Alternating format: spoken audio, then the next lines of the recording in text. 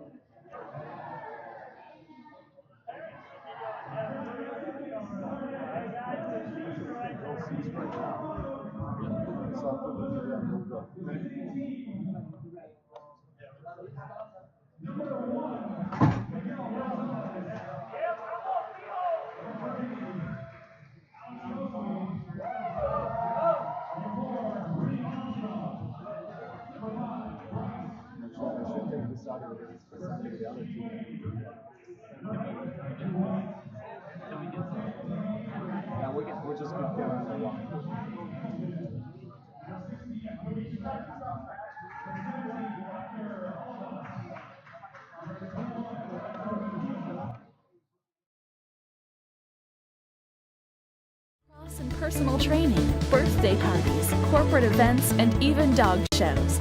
Our complex provides any group an unforgettable playing or event experience. Arizona Sports Complex is dedicated to improving players' skills in competitive sports, teaching the value of good sportsmanship, and adopting healthy lifetime behaviors by providing superior services, quality programs, premium facilities, and a qualified, dedicated staff. We're located off Pinnacle Peak Road, just west of 35th Avenue on the south side of the street. Come by and see us soon.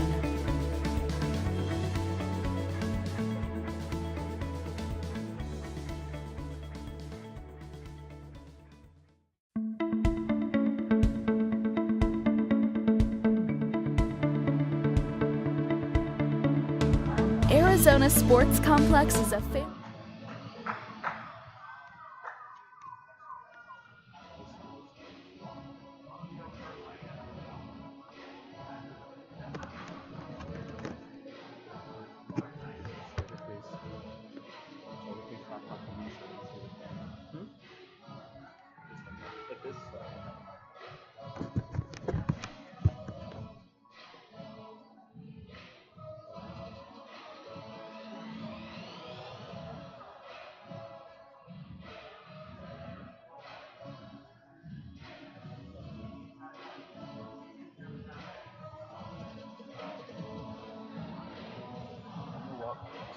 Keep our hands here so it doesn't get blocked.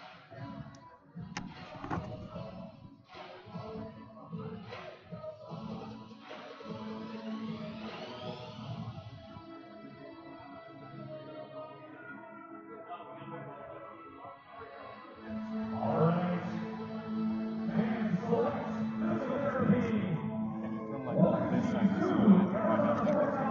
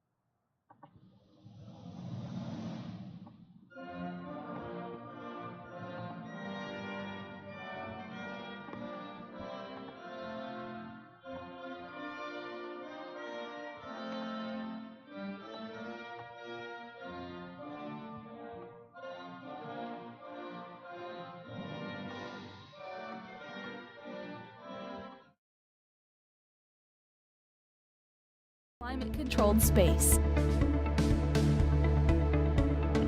We provide 3 state-of-the-art full-sized arena soccer fields, 2 indoor and 1 outdoor. The indoor fields offer full-length sheets of glass, providing the spectator with a full view of all the action on the field. The newly remodeled outdoor field offers a breathtaking view of the gorgeous Arizona sunset. There is something for everybody here at our complex, with a full-service snack bar, a pro shop, games for the kids, and league play every night of the week for every age and skill level. From soccer programs to lacrosse and personal training, birthday parties, corporate events, and even dog shows, our complex provides any group an unforgettable playing or event experience. Arizona Sports Complex is dedicated to improving players' skills in competitive sports, teaching the value of good sportsmanship, and adopting healthy lifetime behaviors by providing superior services, quality programs, premium facilities, and a qualified, dedicated staff. We're located off Pinnacle Peak Road, just west of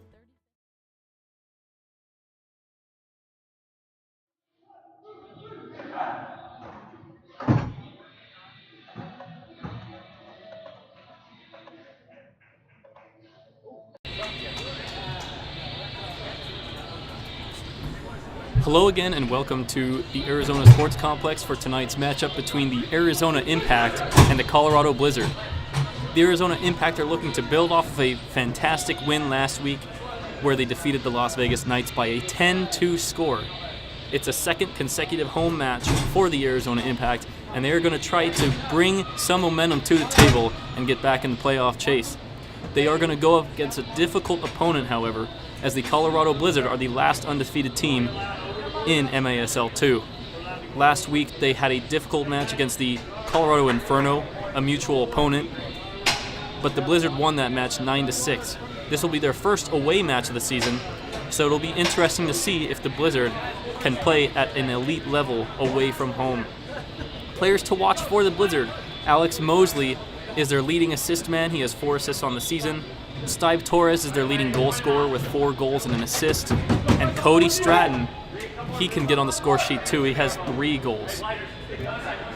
For the Impact, you're going to look for Craig Tyrell. You're going to look for Eric Tate in goal. You're going to look for Matt Merrick in the back. And those are the big guys to watch.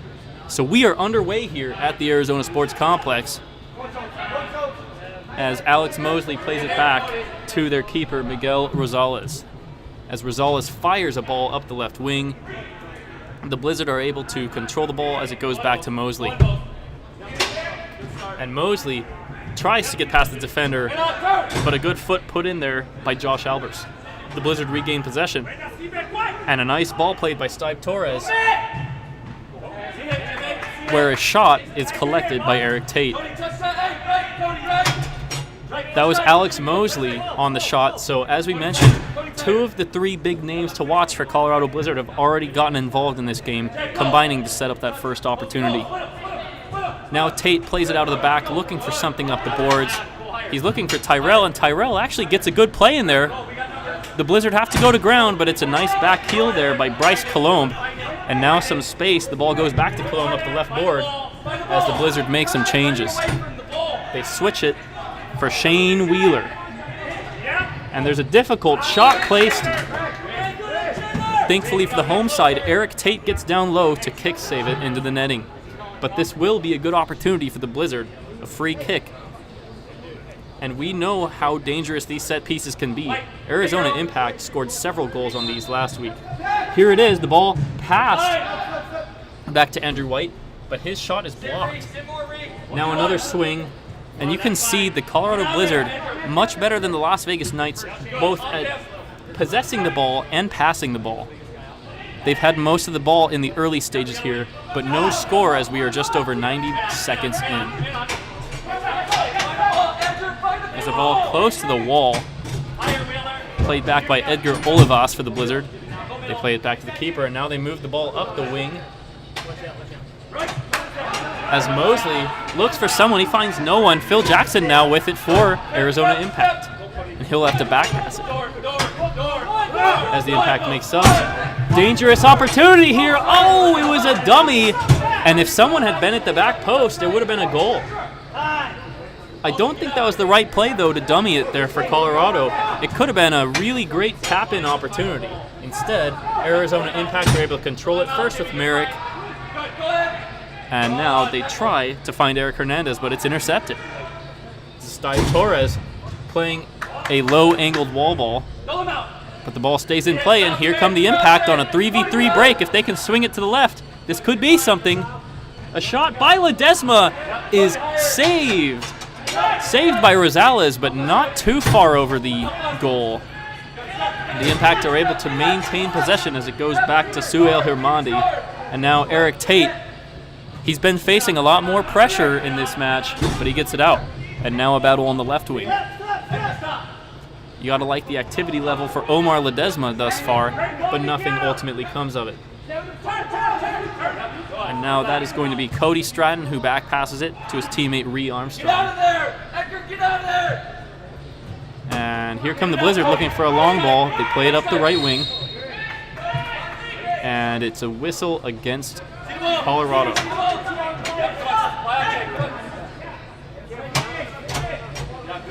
Pretty even match in the early stages. Right now it is still 0-0. Both teams are showing some good intent. Here we have Eric Tate up the field as a sweeper keeper of sorts. And now the Impact with an opportunity! A beautiful wall ball there for Ishmael Castillo, and his shot just goes 2 feet wide. And now an acrobatic effort.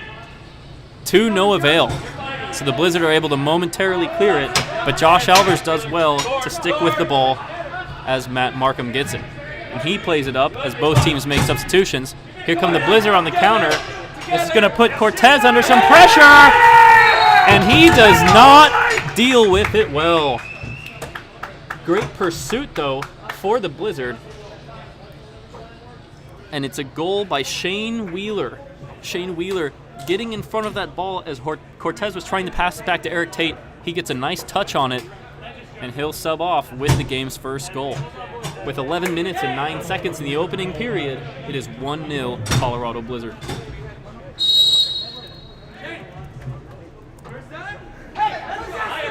And now some good press on Rosales, the Blizzard keeper. And a nice ball played for Tyrell. Can he get past the defender?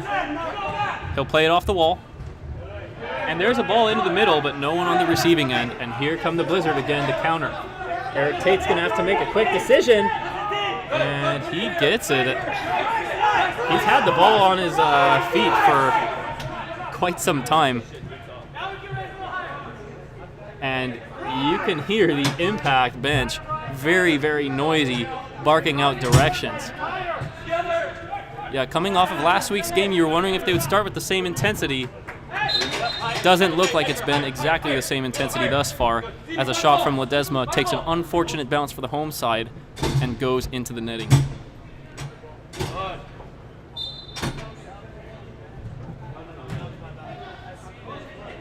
And now the Blizzard have it with some pressure applied. They're able to clear the ball, though. And now a great opportunity is scored. Another quick goal for the Blizzard. And no pun intended, this is starting to look like an avalanche of goals for the visitors. Arizona needs to come back soon before this gets out of hand.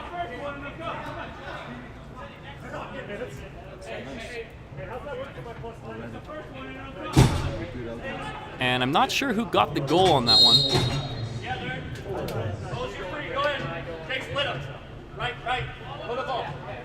Still waiting for confirmation on that goal. In the meantime, it is now 2-0 to the Blizzard, as Tate plays a long ball up the field, calmly collected by Miguel Rosales. And the Blizzard have maintained their insane pace to start the year. Their goal difference now a league-leading +13 in just over 2 matches. Marek, mercifully for the home side, wins that ball. And now there's a 3-on-3, and the refs say no foul. Here comes Colorado with time and space. That was Jimmy Wade with the ball, but he had it intercepted. And meanwhile, that was Omar Ledesma on the ground. He's just getting up now. Eric Cudmore telling his guys to wake up, get their heads in the game, and get going here. Only 5.5 minutes in, and it's already 2-0 to the visitors. A bit of consolation. It looks like Ledesma is back up and walking. He'll probably sub out for the next couple minutes, but it looks like he'll be all right to continue. And a timeout is called with 9:29 left in the first period. Eric Tate really getting into the referee right there, the fourth official, and so is Cudmore. He's having a discussion too. Almost looks like a situation in baseball where the manager lets the ref have it. Not quite with that same intensity, so no one's getting ejected, but I think some mild displeasure not just with the officiating, but really this entire start for the home side. It is early, and if they score the way they scored in the last game, they can certainly come back.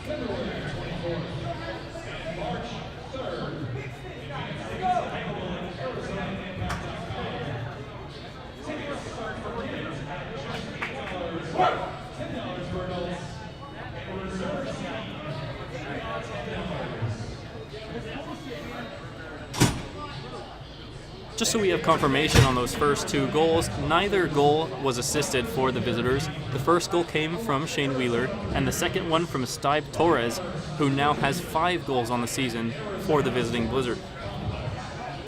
Shots are already 4-1 in favor of Colorado. And Eric Tate isn't happy with his defense because on both of those, he was really hung out to dry. I mean, those are both situations the defense could have done better. Instead, he ends up in a one-on-one with the striker, and both times they are able to capitalize on the opportunity. But really, there are 2 good chances in the game. And so it seems that everyone needs to get into it, at least if you're looking at it from the home side's perspective. Now the 4th official talking with Josh Boxer, the head ref for tonight's match. Not really sure what about.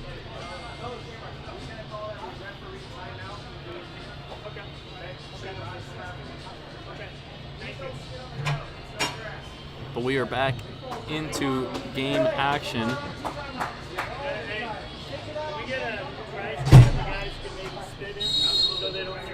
And Eric Tate will get things going with a rolled pass for Josh Albers. The Blizzard making no bones about it. They are going to press some more. No doubt about it that their head coach, John Wells, watched the tape of Arizona Impact against the Knights and how the Knights were not pressing at all. It allowed the Impact to build out of the back, to coolly create chances. And it appears quite obvious that the Blizzard, if they're going to do one thing tonight, they are not going to let Arizona Impact calmly, slowly build out of the back. And now we go back to the action as Miguel Rosales gets run into by Josh Albers. It's going to be a free kick for the Blizzard.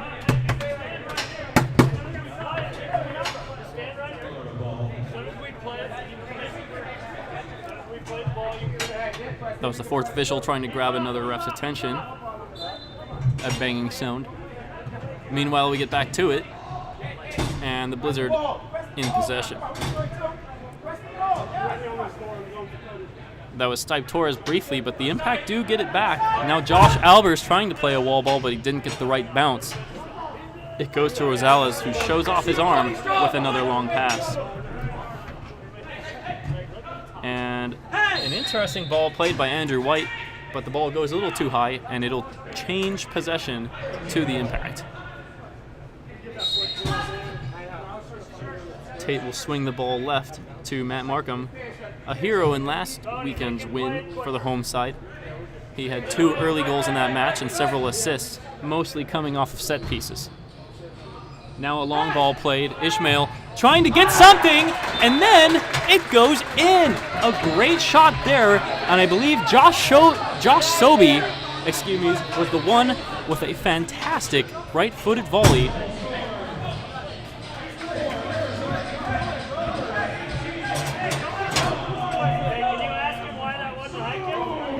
And indeed it was Josh Sobey on the goal. Not really a name that you see too often on the score sheet, but you couldn't tell from that finish. The ball came off the wall, beautiful form, and he volleyed it past Rosales, just inside the left post.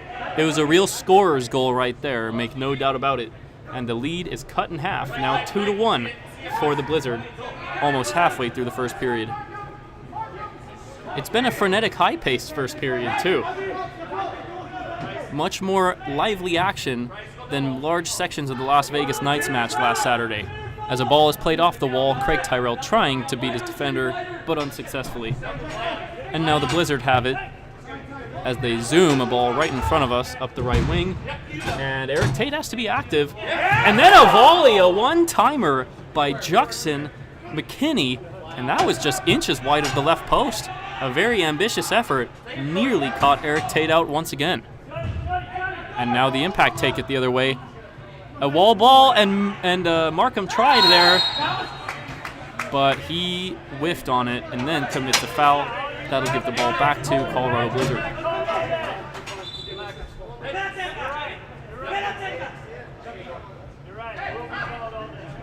So Rosales has it on his own side of the field, and he'll lift a long ball.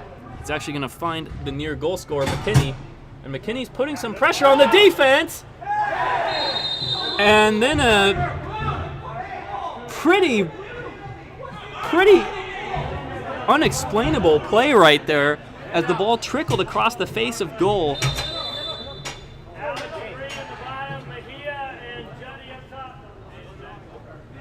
Eric Tate gets taken out from behind.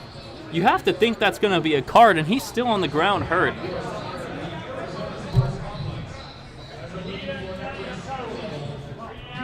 And that was Cody Stratton trying to slide in there and get a touch on the ball to double their lead, make it 3-1. Instead, he picks up a blue card, and you could see Eric Tate pounding the wall. He really didn't like getting taken out from behind like that. Keepers never enjoy that kind of a situation, but I think you really have to think about player safety in moments like that. He could have hit his head against the board.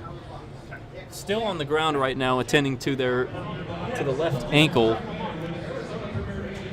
Eric Tate is there with the trainer, and it is going to be a 2-minute penalty. A good chance for the Arizona Impact to tie this game with the man advantage. But I think a lot of fans, and certainly the Arizona Impact coaches, are hoping that Eric Tate is fine to play as this game proceeds, because he has been a large reason that the team has looked so much better in recent weeks. He is back up on his feet now as Matt Markham is there with the trainer. And the trainer walks away. And Tate's letting the second official know he did not appreciate that play. Just to recap it, there were a defender, Markham, was right there, along with Cody Stratton and Eric Tate. And Stratton just tried to slide around the keeper. Didn't really work out that way. Took him out from behind. And in no universe is that not a penalty. So now 7 minutes exactly left in the first period with the score 2-1. We are back underway as the Blizzard will have to kill a 2-minute penalty. The Impact put the ball up for Markham. Markham fakes a shot. He'll slide it back now for Sobey. And Sobey's going to send it back to Markham. Markham trying to do something. He will send a ripper out there, but it was blocked.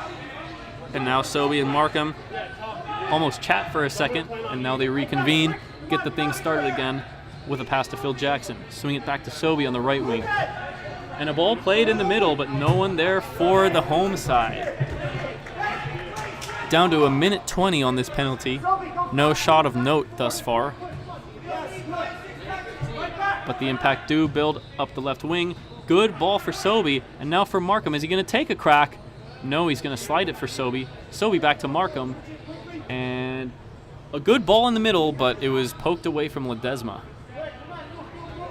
Now exactly 1 minute left, and Markham sizing it up. You think he wants to take it, but he's not going to. And now Sobey. You have to say the Blizzard doing a good job keeping shape, but then a ripped shot by Markham looked like it was heading for the goal before Cody Stratton kicked it into the netting away. And now a free kick chance, slid over, and a good shot saved, and a rebound chance goes over. Phil Jackson with both those opportunities, very similar to a play the Impact scored on in their last game over the Las Vegas Knights. This time, however, the keeper is up to the task as Miguel Rosales gets his gloves in the way. And now only 35 seconds left on the penalty as the ball is slid back to Phil Jackson. Phil Jackson swings it for Sobey, who's been very active here. Ball played up the middle. Tyrell tried to block the keeper there and get a touch. He couldn't do both, and the ball is cleared. So now just 20 seconds. Lots of activity, and a wasteful ball into the net played by Markham. I think he was trying to play it into the left corner for Ledesma. That's not the way it worked out. And so Becky Avery's wishes look like they're about to come true. It looks like the Blizzard are about to kill this. Only 10 seconds left on the penalty, and they are possessing the ball. Although some good pressure played on it by Tyrell. And there's a slide. They don't blow a whistle, but the penalty ends as a ball is played into the net. It's going to be a free kick opportunity for the Impact moments after Colorado kills off the penalty.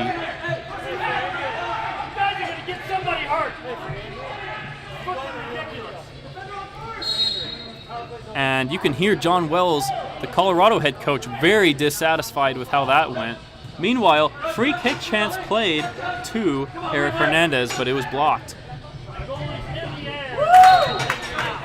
And as a shot is saved by Eric Tate, you hear more from Wells. He's saying the goalie's in the air when that slide was applied by Tyrell. Maybe they were thinking about it as a baseball-style retribution. You know, one guy gets beamed and the other one beans him right back, but I don't think that's the most entertaining or healthiest way to play. You certainly don't want to see that. You certainly don't want to see that in future games, and you don't want to see young kids thinking that's the thing to do. Meanwhile, the Impact are able to clear their lines, and they get the ball back to Hermondi. They'll play it to Tate. This has easily been the most intense first period we've seen here at the Arizona Sports Complex this season. And now a great chance, but the Blizzard get there first before Hermondi could put his toe on it. Merrick gets the ball now and plays it back to Tate. And the Impact have done a lot better since those first two goals at possessing the ball, taking a little bit more time in the back. And now a 2-on-1 if only Ishmael Castillo could have kept his footing. He managed to keep possession, but that could have been another ball played into the box. Instead, they go up the left wing, and Colorado is going to come up the field with some momentum. This is Bryce Colcomb playing it to the left wing, and a trailing Jay Hamilton puts it way away from the target. And now another guy goes to ground, no foul called. Ball played back to Tate, who gives it away. It's a 2-on-0 and a goal. An easy goal, one of the easiest goals you'll ever see Cody Stratton score. Tate, I don't know what he was watching, but he passed it right to Jay Hamilton, who just slid it to his teammate. A 2-on-0, and after one or two goals where the defense hung Tate out to dry, he has no one to blame but himself on that one. This is very frustrating if you are a home fan, because for large stretches of this game, the Impact have controlled the play. All three of these goals have been on the softer side, kind of creating their own messes. And now they're going to have to come back once again from a 2-goal deficit. As Cortez plays the ball to Ledesma with 3 minutes and 10 seconds in the opening period.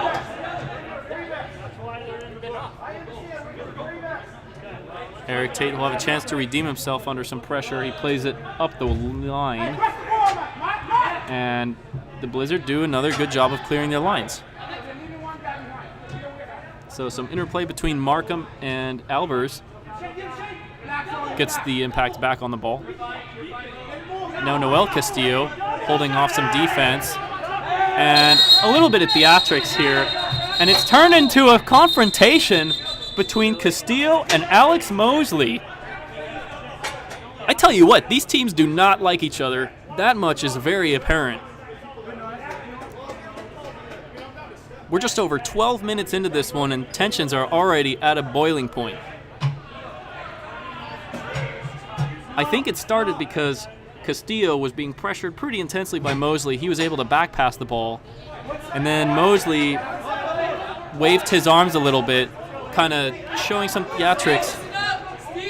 Castillo didn't really like it much, and he was the one that actually extended the arms, and now he goes to the bench, none too pleased about it, and it's easy to understand why.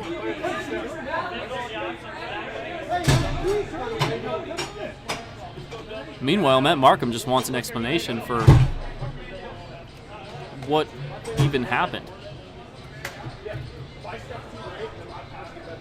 But it looks like only one bench is going to be occupied.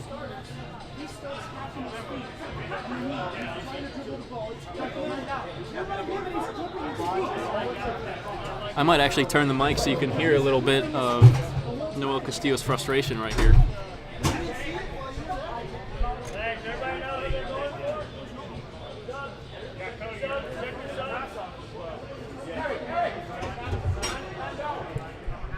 I don't know if you caught that, but he was telling the ref he couldn't see that. He put his arms out.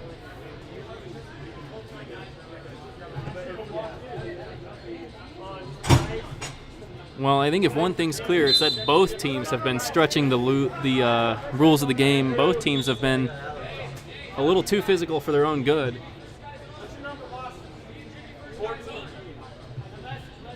And it looks like a 2-minute penalty will be given to Castillo. He's in the bench.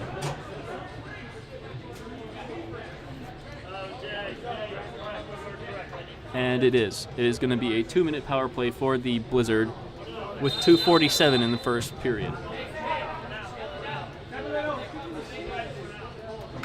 And so they have the man advantage. Let's see what they can do with it. The Impact were unable to convert. Meanwhile, a low ball played into the right corner. Now it's played back to the top. And a rocket shot is fired home. No doubt about it, the Blizzard have come out tonight with a vengeance. They are not messing around in this one. That makes it 4-1 already. And it looked like Alex Mosley on the goal for the Blizzard.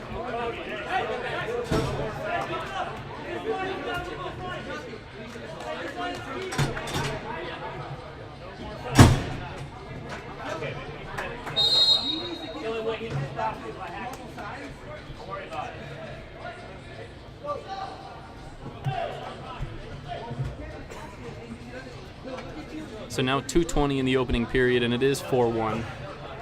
Goal scored by Mosley, and here's another opportunity for the visitors after a bad giveaway.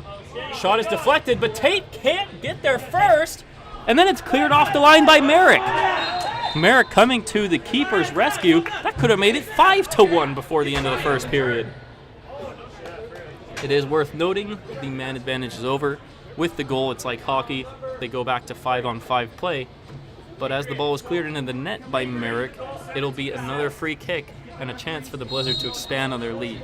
This is going to be Jay Hamilton with a shot blocked away by Phil Jackson. But here come the Blizzard again with exquisite passing, but the finish went way over from Andrew White.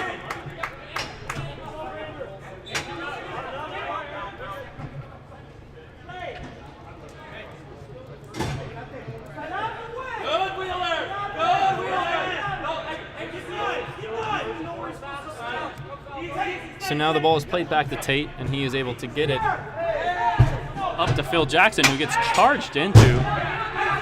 No foul called. Seems like part of Colorado's tactics are to pressure until you just lose your cool.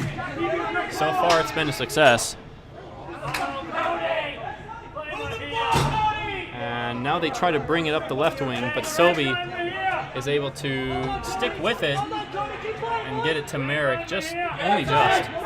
Ball played off the wing, and Tyrell gets it back. But then it's given away again, and this is Torres now.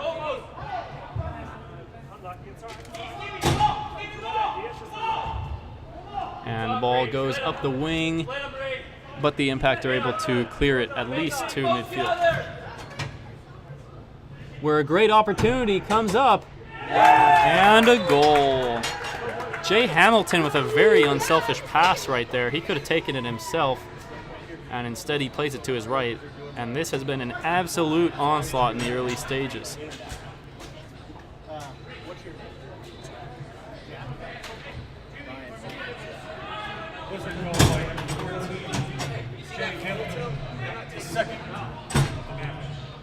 So that was, now they actually, did they credit Jay Hamilton there? I thought he was the guy that passed it. In any case, it is 5-1 with under a minute left in the opening frame for the Colorado Blizzard. M-E-H-D-I. Jack. Ready.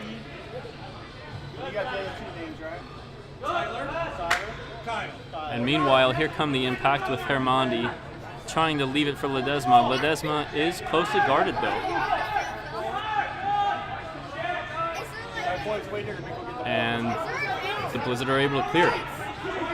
We're under 20 seconds left in the opening period, where a long shot is easily blocked. Ledesma now trying to do something in the last 10 seconds here. Swung to Markham, but we're down to 3 seconds too. And a chance here on the wall is dealt with by Rosales.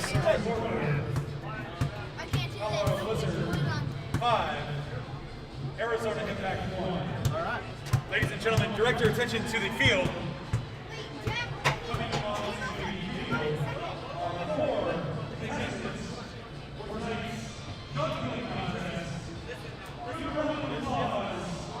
And it's been a real difficult match for the home side. Score 5-1. Shots are 9-4 for Colorado Blizzard, so you can't really even say that they aren't deserving of this 4-goal lead.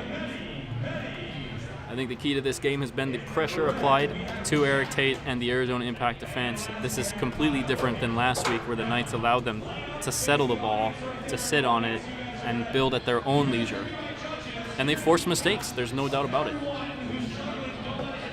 We're going to be back in a minute with the second period. The score after 1, Colorado Blizzard 5, Arizona Impact 1.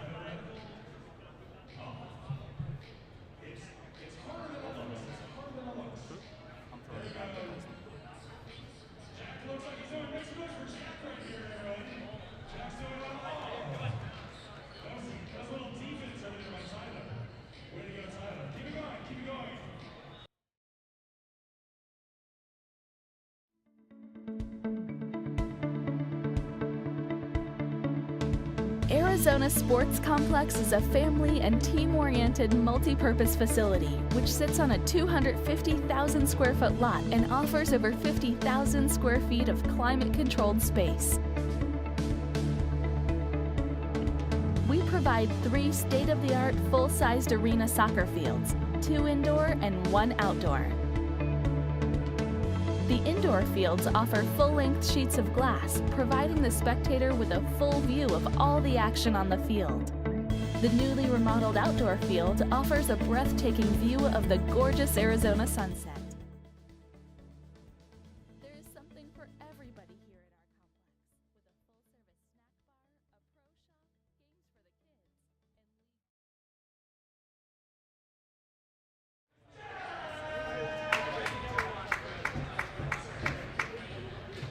full-service snack bar, a pro shop,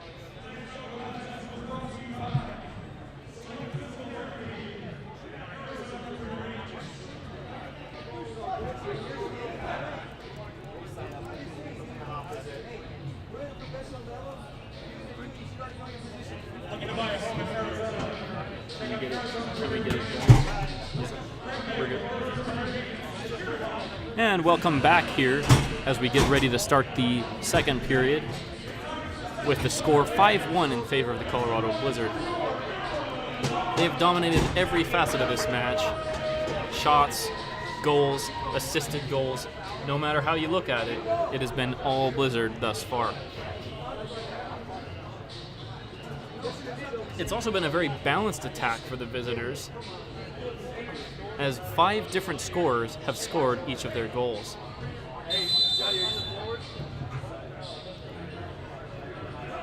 We get the second period started now with the score 5-1. This is Eric Tate on the ball.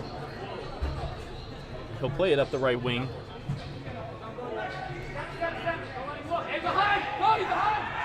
And Merrick is able to play it to Armandi, who plays it back to Tate. I think a dangerous thought to have in this part of the game is, look, we're down 4, we need to score 4 goals immediately. You don't really have to do that necessarily, as a ball goes rocketing above my head, out of bounds. Just chip away at it if you're the home side. I think that's something that Coach Cudmore should be telling the guys. They are going to have an opportunity here with a free kick. And if there's one thing that the Impact have been very strong at in recent weeks, it's been these set-piece free kick opportunities. Merrick's going to line this one up, and he's going to slide it over to Phil Jackson, who might have had a chance at a goal there if not for a block. Now they're going to have to build it from the back again, and they'll get the ball to Phil Jackson, who slides it wide. Ball stays in play. And it looks like Sobey is going to get the ball back to Merrick and Tate. Now the ball comes to Sobey, and his pass gets intercepted. It's been very difficult against this press to string together a lot of passes, and you have to give some credit to the visitors for being so intense and so focused on making life very difficult for the home side. Here is Sobey, and under some pretty strong pressure from Torres, he has to play it back. Now Markham back to Tate. Unlike last week, you can't just lollygag and pass it around for minutes at a time. You have to move forward, and here's what they are doing. Albers tried to get something up in the middle, but he could not find anyone ready to strike at it. And now there's a fight for it in the corner. And Markham is able to get out of there and play it back to Tate, who drills it.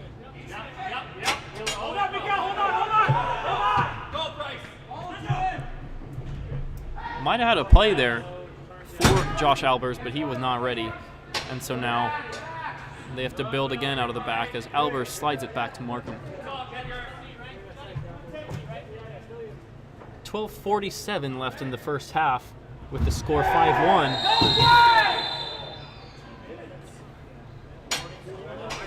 And now it looks like there's going to be, it looks like a whistle, as it's very difficult when it's in that corner because the Arizona players obstruct our view a little bit. But someone got hit into the wall, so it is going to be a free kick opportunity, I believe. And now it's looking like Hillel Cortez who took that hit into the wall. 12:43 left in the first half and the score 5-1. But another chance for the Impact to pull one goal back right here.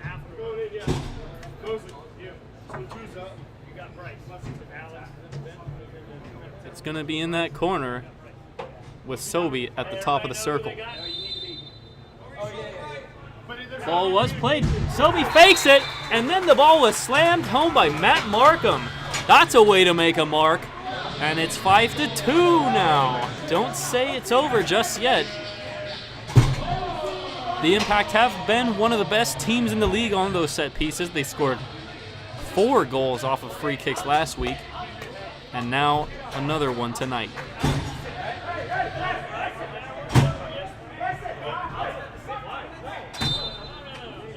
No doubt that Coach Cudmore got into his guys and told them they had to match the Blizzard intensity in the second period.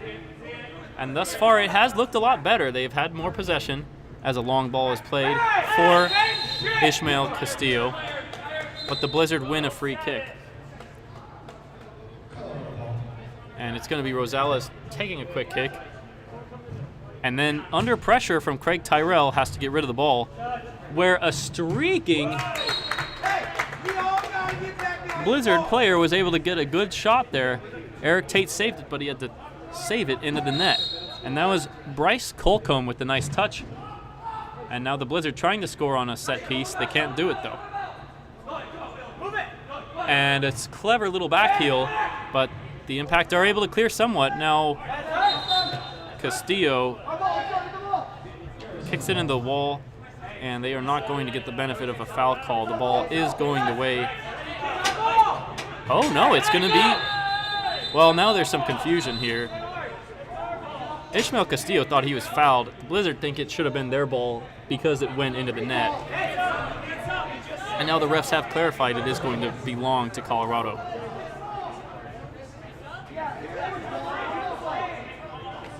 As Andrew Mejia eagerly awaits putting this ball back in play. We are not even 3 minutes back into this period yet, and it is now 5-2. I'd like to take this brief stoppage to thank all of our viewers. We got 62 at the moment. Really appreciate all the support and the comments. Doesn't matter where you're watching, we appreciate it. As a rocket shot is played on the ground by Steve Torres and cleared by the Impact. Now a ball played for Ishmael, and he had a runner. Bordakovic wanted the ball. He didn't get it, and he's been real quiet today. And now some pressure, and Eric Tate's way out of his goal. The defense is able to hang in there long enough for him to get back into his arc. But the Impact can't do much with it. And now this is Mejia blazing up the pitch and taking a left-footed shot that is parried away off the wall. Tyrell fighting for it as the Blizzard makes some changes. It's still scrambled for, and they're going to call a foul on Tyrell. So free kick coming to the Blizzard once again. There are going to be a lot of players that are going to need some ice baths after this one. This has been a physical game from the opening whistle. A pretty fun one to watch. Definitely some fireworks. But these guys are going to be feeling a lot of these bruises tomorrow morning and beyond.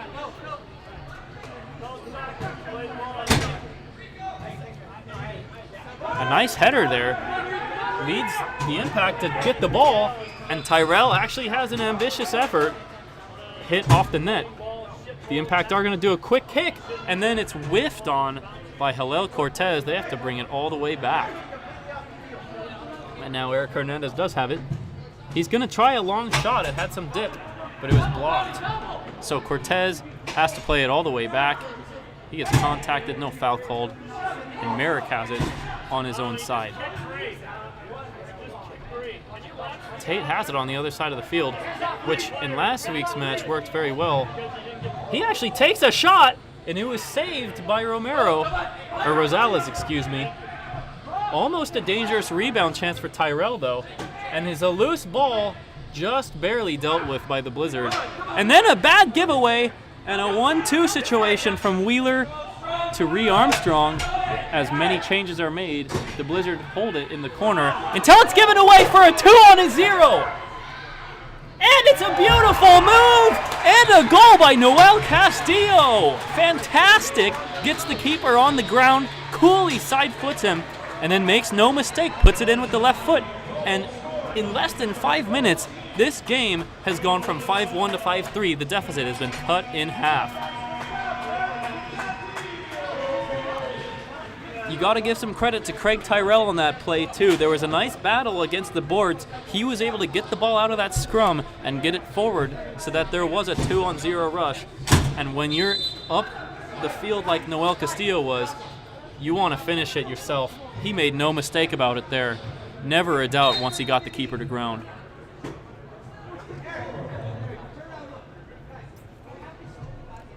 It's especially encouraging from an Impact perspective because in some games they've struggled from open play to score.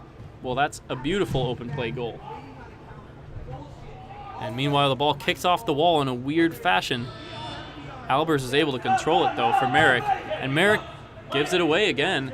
And now this is Jimmy Wade, I believe. And his ball is put into the net where it'll stay with the Blizzard. It looked like it was blocked into the net.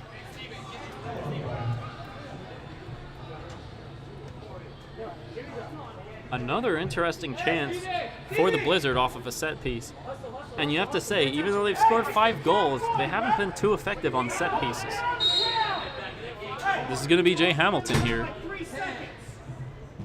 who passes the ball. Ball is blocked originally, and then a chance for the Blizzard, but it goes wide. The ball was played for Mosley, but he missed it wide, and then it was collected. Now Mosley again swings it, and it's back in the middle. That's just a triangle goal right there.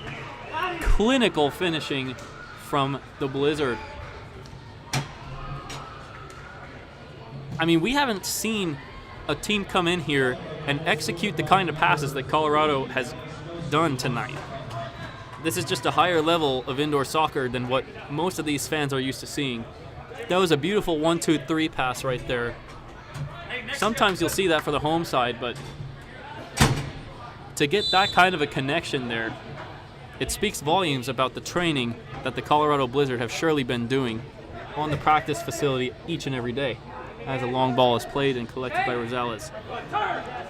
It's the kind of goal John Wells will love to show his team next week. Now we get back to the action, and the Blizzard fire a shot.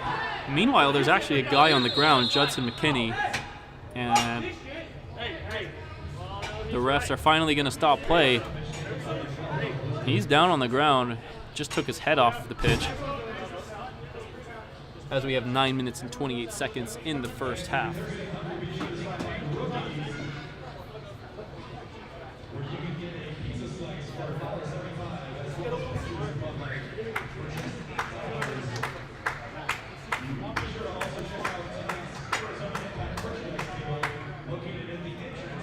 He now is up, and he is getting to the sideline with the assistance of a trainer.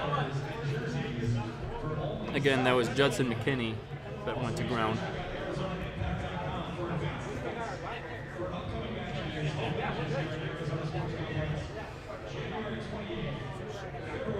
If anyone's interested in the NFL playoff scores today, a really good game in the afternoon as the Philadelphia Eagles held off the Atlanta Falcons by a 15-10 score. That one went down to the wire.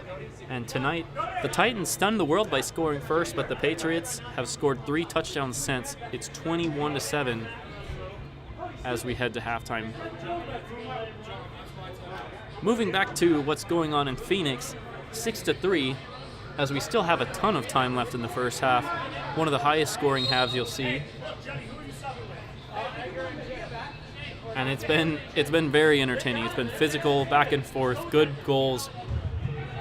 And now another move. Did it go in? I think it did.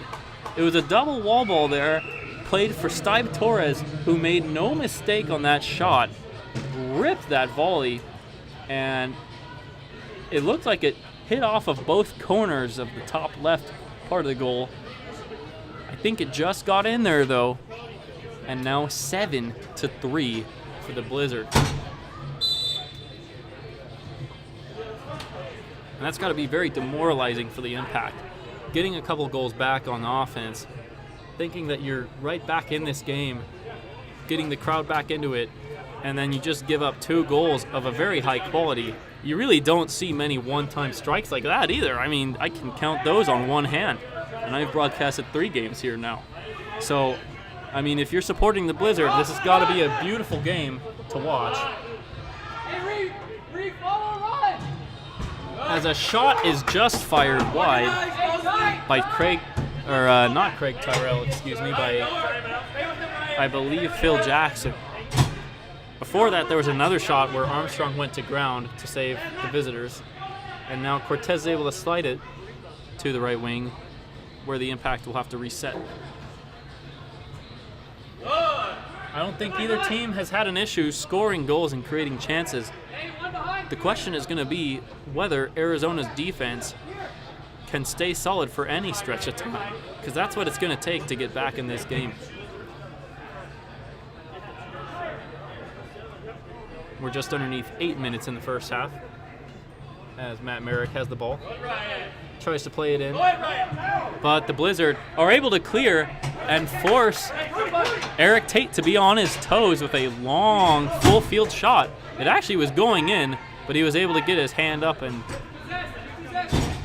grab it off the bounce. And now a long ball played for Colorado, as Ermondi is able to put it off the board. A big fight there by Eric Hernandez, applying some pressure to get to that ball. Let the Blizzard take care of business.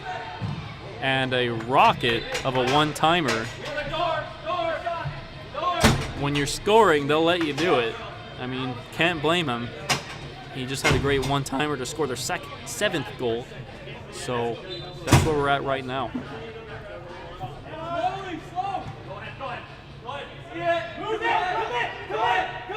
And now Tate, being pressured, is able to put the ball up the field. That was Shane Wheeler showing some pressure.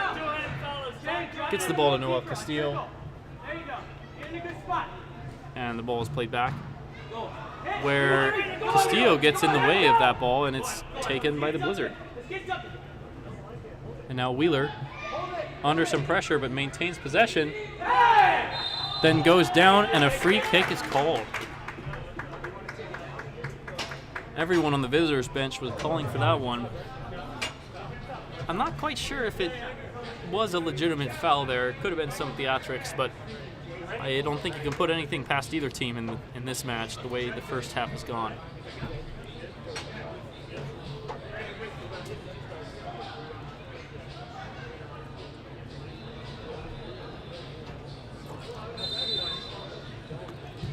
So a free kick is taken. Very dangerous effort from Torres. He put it on the ground. And Eric Tate and Ledesma had to be literally on their toes to toe poke it into the netting. Another chance now for Torres. And he's just going to blast it directly into the knees of Tate. And Torres is just rampant out there.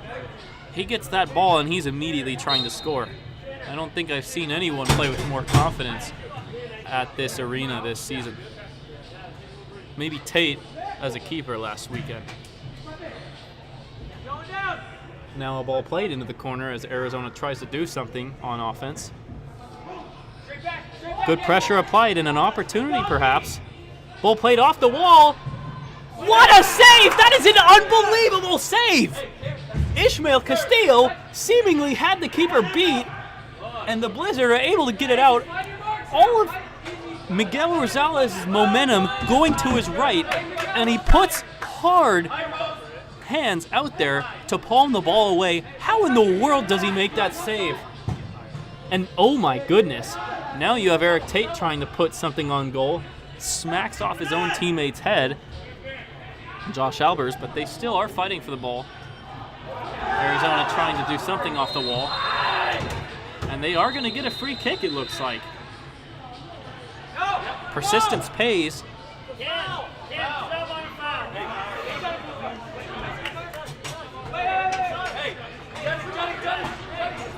The Blizzard are seemingly in disbelief with 5 minutes and 40 seconds in the first half.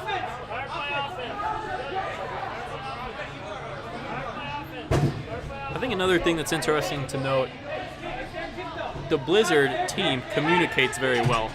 The players communicate well with each other on the bench and on the field. Meanwhile, we're going to have a referee's timeout as they sort out who gets the penalty.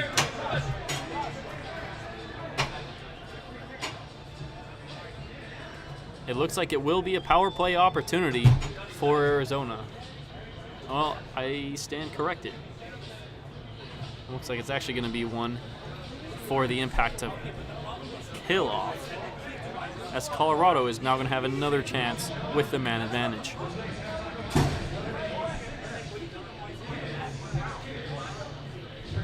A lot of frustration both with the referee and with their own play on the Impact sideline, but there still is a lot of game to be played, and they have certainly scored enough goals where if the defense comes up strong, they can make an impact.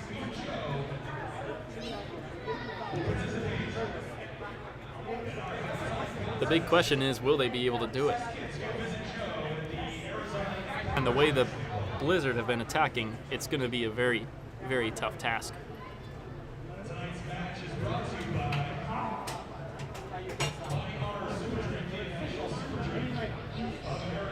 case anyone here is just joining us, the score is 7-3.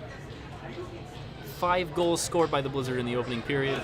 The Impact making a bit of a run there with 2 goals early in the second period, 1 via power play, and then the Blizzard with 2 goals by even strength to make it 7-3. It's been a very balanced effort for the visitors. The only man with more than 1 goal is Alex Mosley. Jay Hamilton has also gotten quite involved with a goal and an assist. It's just been a true team effort for the only team in MASL 2 with no losses.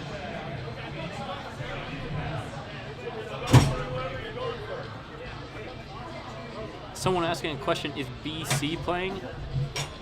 The only BC I see on my sheet is Bryce Colcomb, and indeed, if that's who they're asking about, he has played, put a couple shots on, has not gotten on the score sheet yet.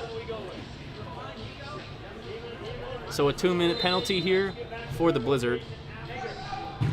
And Arizona tries to do something, but Markham is not on target this time.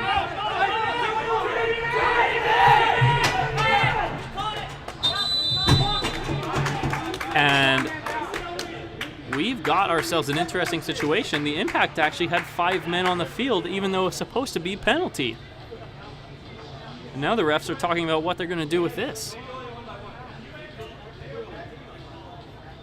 To be honest, I've never seen this situation before. Hey, we're good. Trust me, I know. I know. Thank you. Welcome.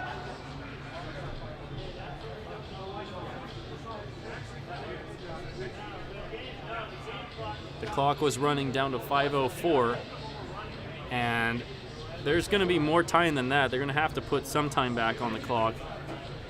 How much exactly, I don't know. And I also don't know what they're going to do with Arizona having 5 men on the pitch.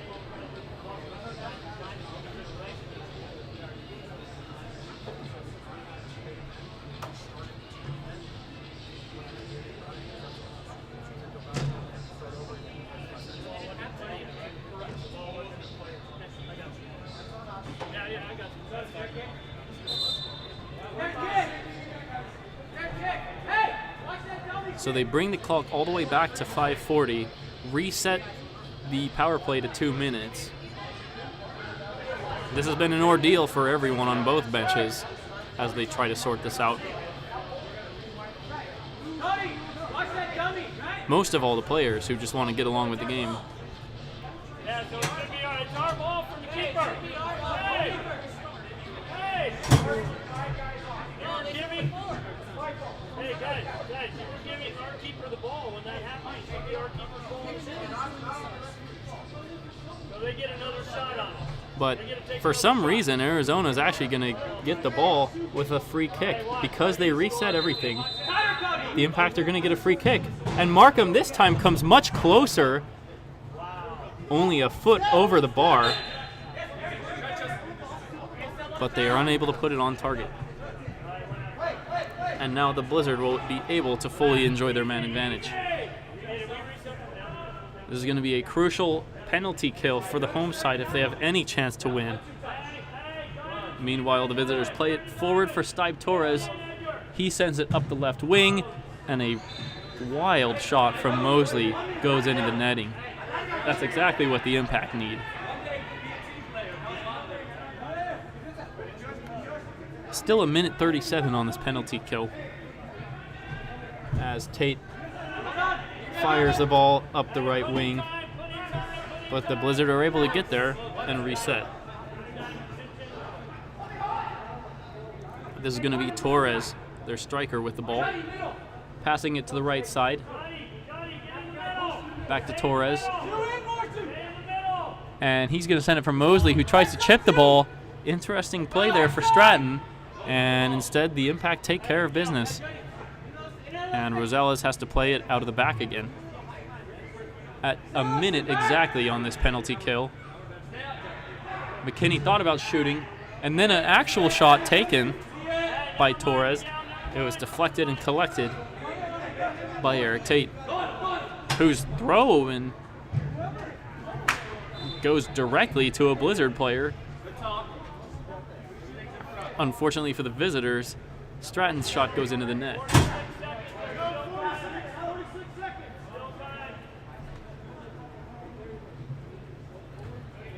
And now the Blizzard come back with it. And this is going to be Stratton playing it back for McKinney.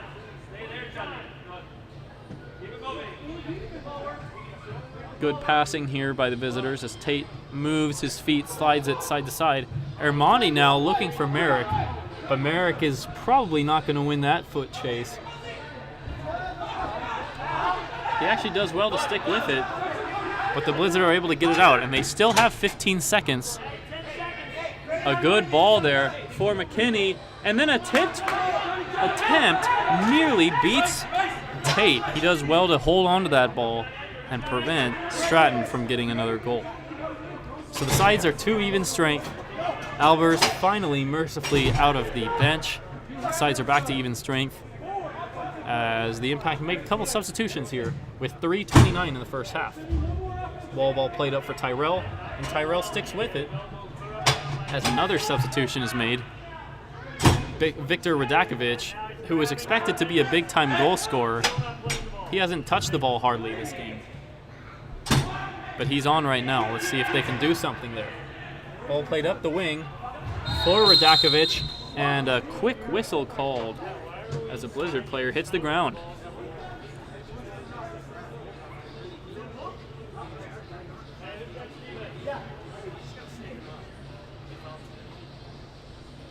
Three minutes and 6 seconds remaining in the first half. In case you missed us, the score is 7-3. Blizzard scored the first 2 in this match. Impact came back with 1, and then 3 goals in a short period of time made it 5-1. And an interesting set piece there, but Romero is able to save the first shot, and then he sends a long ball forward for Ryan McLear. And now both sides are costing the ref. Looked like McClear was contacted there. He wants a penalty, and I think Radakovich is like, why are we even stopping play here? It is going to be a free kick, though, with 2:54 in the first half.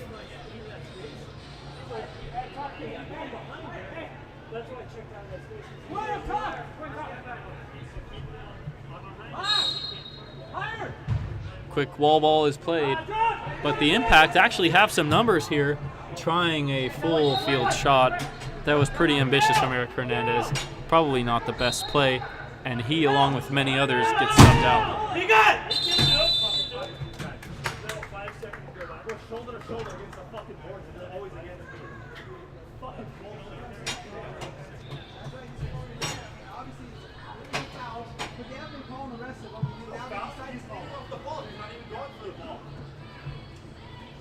Couple of the Impact, actually Coach Cudmore and Markham pretty disgusted, thinking that they aren't calling fouls when the Blizzard aren't even going for the ball on some plays.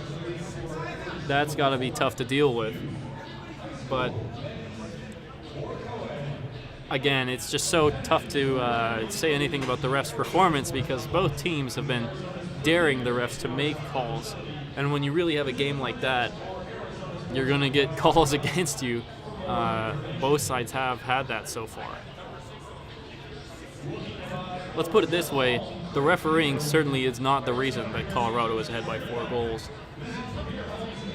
So we have 2 minutes, 48 seconds in the first half. 7-3.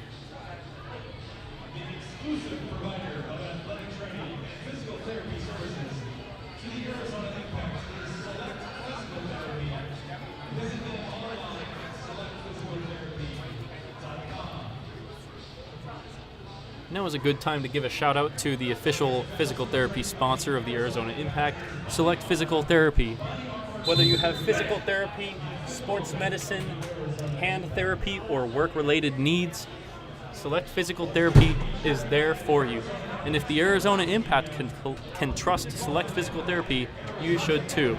So go to your nearest Select Physical Therapy location or visit selectphysicaltherapy.com for more information.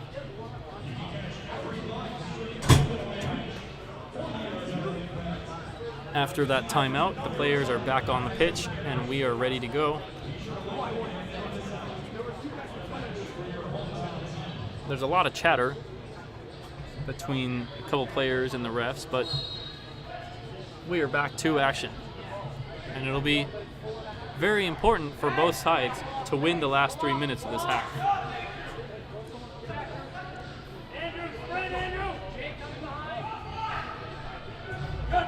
There's an excellent wall ball, 1 versus 2, and I really don't see why there's a whistle blown there.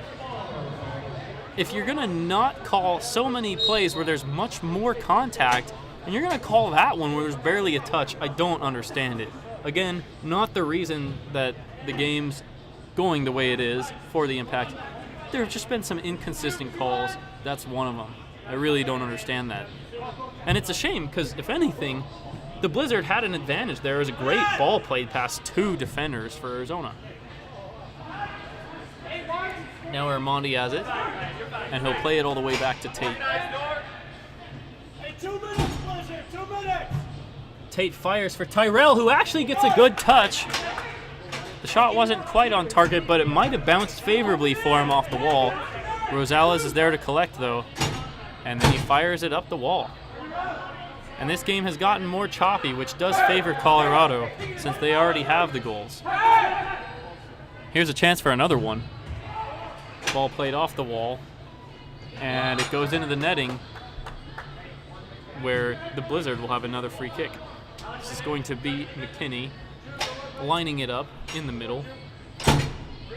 Torres takes the ball out of McKinney's hands, and he's been the hot man tonight. He has not been bashful. He's not been shy, I should say. He will take these shots. This time he passes, and a well-worked chance. Blizzard probably should have done better. There's a bicycle kick try, more of a scissor kick, but a fun effort anyways by Cody Stratton. Can't find the target. Great passing, and another foul on Torres.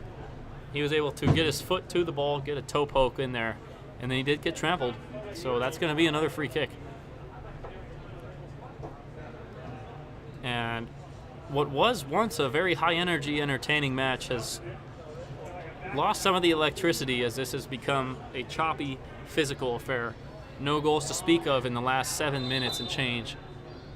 And we're down to 1:21 left in half.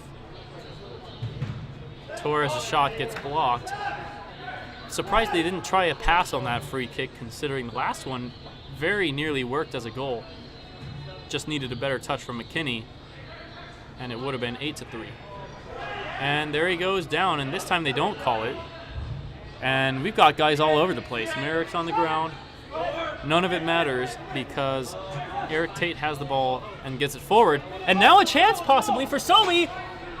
Oh, it's played back to Sobey, and you have to score there. Josh Albers and Sobey, 2 players up the field with only 1 defender. I think Albers might have been a bit unselfish there. He could have shot it. But as Sobey, you have to be ready for that ball. You have to be ready for the ball to come back. Here's another chance with some numbers. And they get the good swing back. So this is Sobey with space. Ball is played across. And Albers just can't get the right touch on it. Very, very close, but no cigar. Wow. And that ball actually was spinning like it might have gone into the goal, but Rosales was there to collect it before it could do so. That was a better worked opportunity, though, by the Impact, but you can tell you don't have to be an expert of the game to know that the Blizzard have been the better passing team in this half. Speaking of passes, they pass it off of that free kick opportunity as Jay Hamilton tries to slide it for success. But Eric Tate's there to block the shot. And now we're down into the last 10 seconds where Armandi just throws it into the net. He has been really off today. I don't think there's any other way to put it. Very limited good touches. Hasn't gotten as much playing time. And when he's been in, he has not been the impact player that he has been on some occasions. Looks like the clock is about to dribble out. with the Blizzard possessing it on the wing, and indeed that is going to do it for the first half. So the Impact were able to cut the deficit in half in that second quarter, but then two extremely skilled goals from the Blizzard make it 7-3 at the break.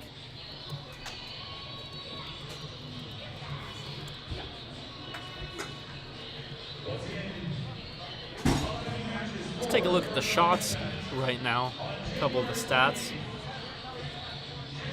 Again, 7-3. The Blizzard once again outshoot the Impact in the second period. This time it was 9-8 though, so a much more balanced period, as evidenced on the scoreboard. 2 goals per team, nearly the same amount of shots. For the game, it's 18 shots to 12, Blizzard over the Impact. You might think it would be a closer score, but the Blizzard have been very opportunistic on their chances. 2 penalties per team, 4 total, and 1 in each period. However, neither team was able to go 2 for 2 on the power play. Both teams with 1 power play goal. And that's where we're at right now. 7-3 at the break. The Blizzard continuing to play like the best team in MASL 2.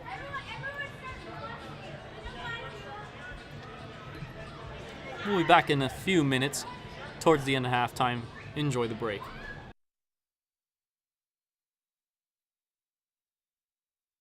Sheets of glass, providing the spectator with a full view of all the action on the field.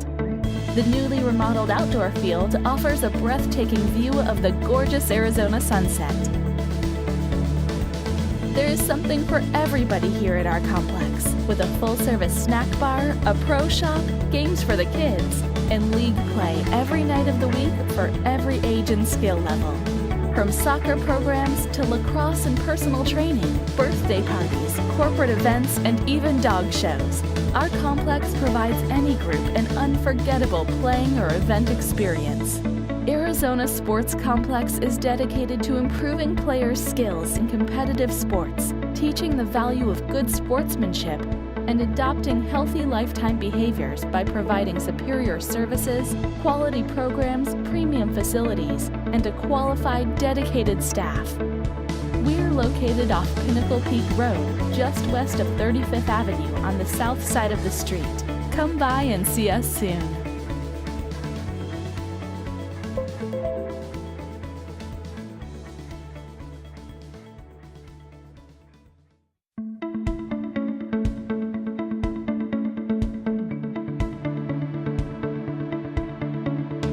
Arizona Sports Complex is a family and team-oriented multi-purpose facility which sits on a 250,000 square foot lot and offers over 50,000 square feet of climate-controlled space. We provide 3 state-of-the-art full-sized arena soccer fields, 2 indoor and 1 outdoor. The indoor fields offer full-length sheets of glass, providing the spectator with a full view of all the action on the field. The newly remodeled outdoor field offers a breathtaking view of the gorgeous Arizona sunset.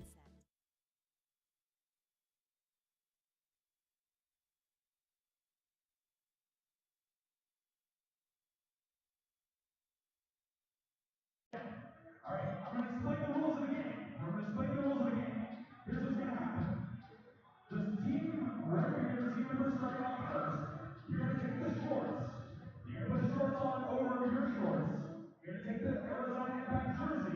You're going to put it over you. Once you have the jersey of the kit on, you're going to take the ball and you're going to dribble it down here to your teammate. And you can't pass it. You have to dribble it all the way to the line.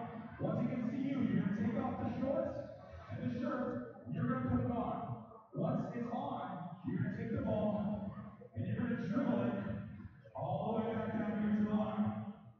The team that crosses the line the first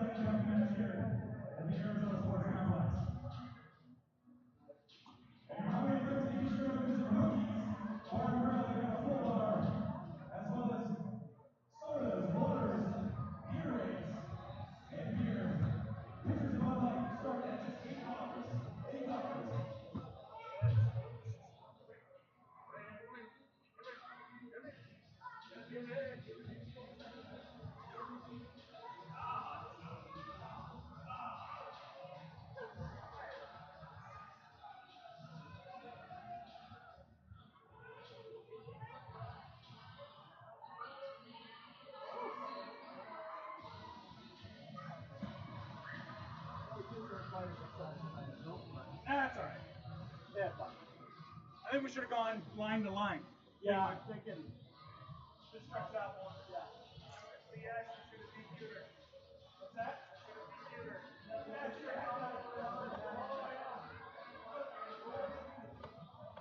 Any group an unforgettable playing or event experience.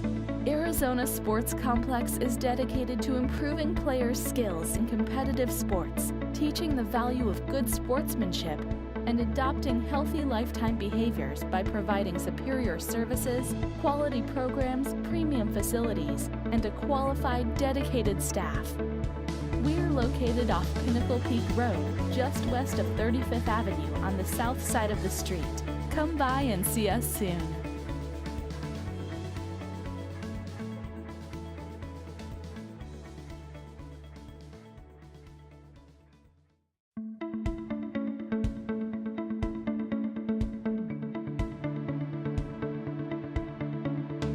Arizona Sports Complex is a family and team-oriented multi-purpose facility which sits on a 250,000 square foot lot and offers over 50,000 square feet of climate-controlled space. We provide 3 state-of-the-art full-sized arena soccer fields, 2 indoor and 1 outdoor. The indoor fields offer full-length sheets of glass, providing the spectator with a full view of all the action on the field. The newly remodeled outdoor field offers a breathtaking view of the gorgeous Arizona sunset. There is something for everybody here at our complex, with a full-service snack bar, a pro shop, games for the kids, and league play every night of the week for every age and skill level. From soccer programs to lacrosse and personal training, birthday parties, corporate events, and even dog shows, our complex provides any group an unforgettable playing or event experience. Arizona Sports Complex is dedicated to improving players' skills in competitive sports, teaching the value of good sportsmanship, and adopting healthy lifetime behaviors by providing superior services, quality programs, premium facilities, and a qualified, dedicated staff. We're located off Pinnacle Peak Road, just west of 35th Avenue on the south side of the street. Come by and see us soon.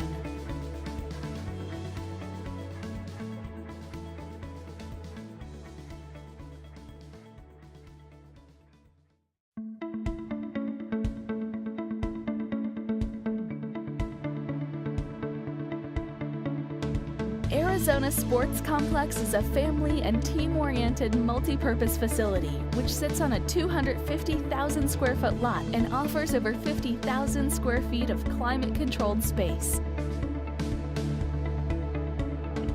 We provide 3 state-of-the-art full-sized arena soccer fields, 2 indoor and 1 outdoor. The indoor fields offer full-length sheets of glass, providing the spectator with a full view of all the action on the field. The newly remodeled outdoor field offers a breathtaking view of the gorgeous Arizona sunset. There is something for everybody here at our complex, with a full-service snack bar, a pro shop, games for the kids, and league play every night of the week for every age and skill level.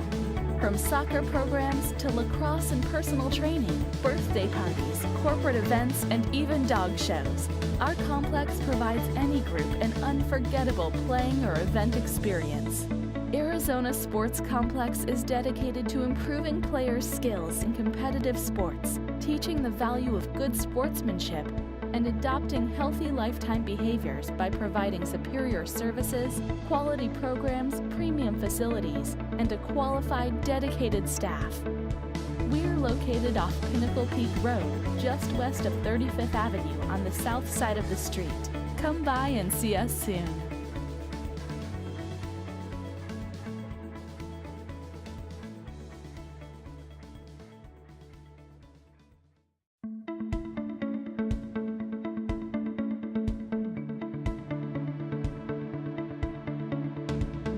Arizona Sports Complex is a family and team-oriented multi-purpose facility which sits on a 250,000 square foot lot and offers over 50 Are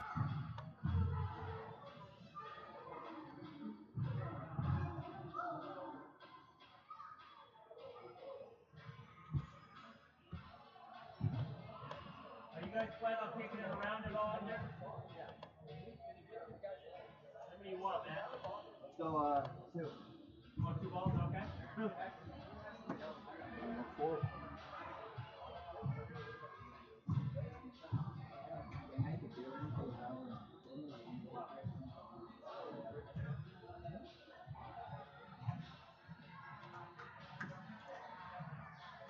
Probably get it going in like another minute. Oh, this is not.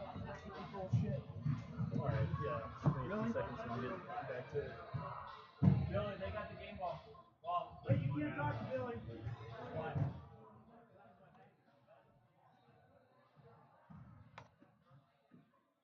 Hello and welcome again to our coverage of the Arizona Impact versus the Colorado Blizzard here at the Arizona Sports Complex.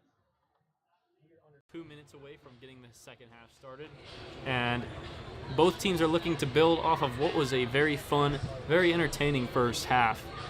In case anyone's just joining us now, in case they missed the first half and want to know how we got to the place we got, the scoring was started just under 4 minutes in by Shane Wheeler on an unassisted goal. It was a back pass that just didn't quite have enough strength on it. Shane Wheeler got there before Eric Tate and put the ball in the net. Stipe Torres with the second goal. Less than 2 minutes later, again another unassisted, and he made them pay.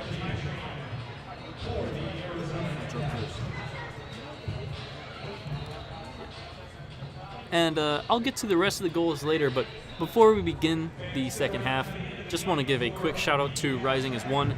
If anyone listening here is interested in soccer in the Arizona area, or in USL soccer more generally, check out the Rising as One podcast. It is the official podcast of Phoenix Rising FC. We cover all things Phoenix Rising related, as well as other soccer in the area. We've discussed Arizona Impact a couple times, so be sure to give it a shout. Be sure to give it a listen. We are available on iTunes, on Stitcher, any other platform. So please check out the Rising as One podcast, hosted by myself and Jeff Wendt. And going back to the analysis of this game, the Impact were able to get a goal shortly after the Blizzard went up 2-0. It was John Sobey with the goal, Ishmael Castillo with an assist. But then, in under 3 minutes, the Blizzard scored 3 goals at the end of the first period that took this game from a 2-1 affair to 5-1. The first goal scored by Cody Stratton, the second by Alex Mosley, and the third by Jay Hamilton with 55 seconds left in the first period. Arizona was able to put 2 goals into that deficit, with Nat Markham and Noel Castillo scoring early in the second period. But just when it looked like things were getting better for the home side, Colorado responded with 2 goals in 33 seconds. The first one, an excellent take by Alex Mosley with an assist from Stipe Torres. And then the second one, Andrew Mejia with a great one-time shot with Mosley on the assist. And that's where we got to where we are right now. The last 9 minutes of that first half, very physical, more choppy, more defensive, and the Impact weren't able to create too many chances.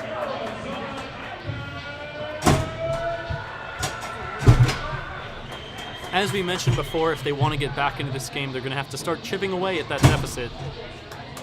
These first 5 minutes will be crucial for both sides. You hear it all the time in a basketball game, but the same thing holds here. The first 5 minutes of the second half will be crucial. If the Blizzard can put in a couple more goals, this could get out of hand fast.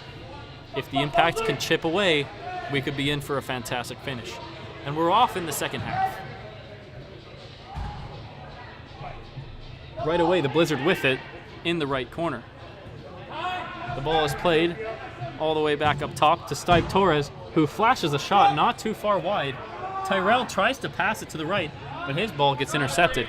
And now a 2-on-1 if they can control the ball, but they can't because Ree Armstrong gets back there to control it.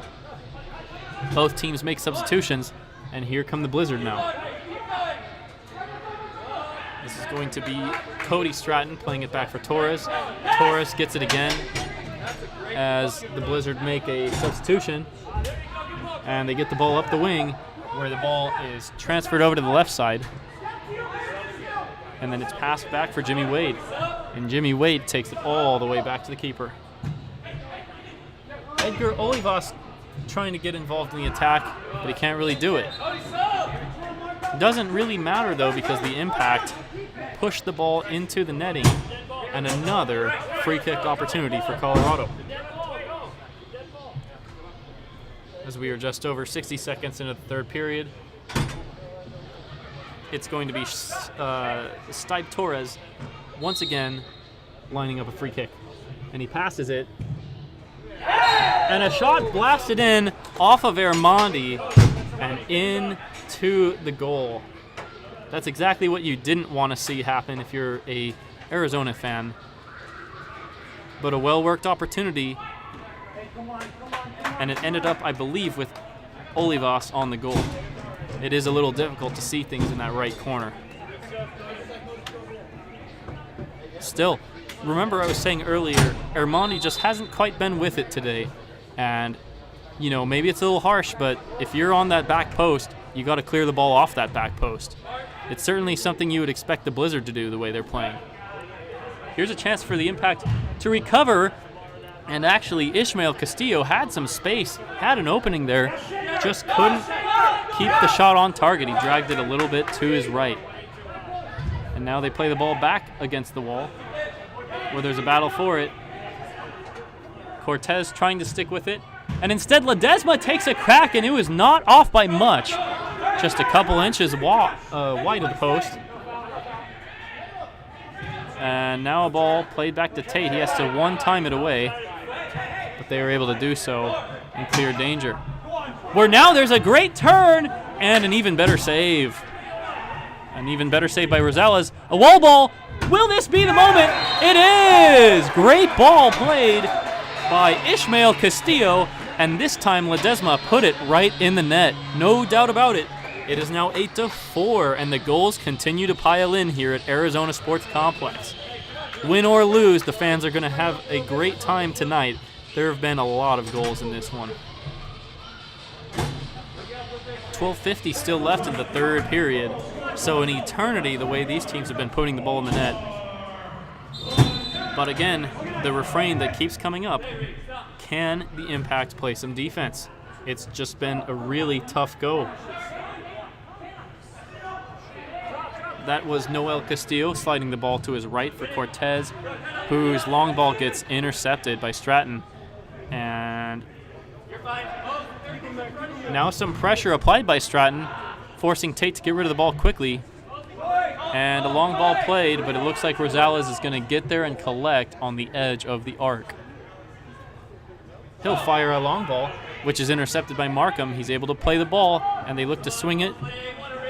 But it's intercepted, and then a collision. I think a good no call there. They let him play on. And now an interception and a chance here for Arizona, desperately needing something. Instead, Eric Hernandez is foiled by Torres, and now Stratton has a 1v1. Plays it to Torres. That's somehow saved. First no foul called, interesting, and then the ball played to Edgar Olivas, whose shot was first blocked by Markham and then kick saved by Eric Tate. That's got to be the save of the match for him, and it keeps the Impact in this one. Free kick was deflected, and now a chance for Tyrell. He's only got the keeper to beat here, but he side foots it wide of the target. A great opportunity. A defender was coming back, and now a bad giveaway there by Radakovic. Just can't keep his foot down. And how rough will that be for the Impact if they end up losing this one by a goal or two? Great opportunity to chip away at that deficit. And instead, he just dragged it wide. Here come the Blizzard now, trying to play a wall ball. No one really there for him. And there's a ball intercepted, and Tyrell once again with it. This time he just plays it back. And the Blizzard applauding their defenders for getting in there and pressuring the ball. Andrew White comes off of the visitors, who lead this game 8-4 with 11 minutes in the third period. And here's a ball played up the wing. This is Armandi, whose shot is blocked and then collected by Rosales.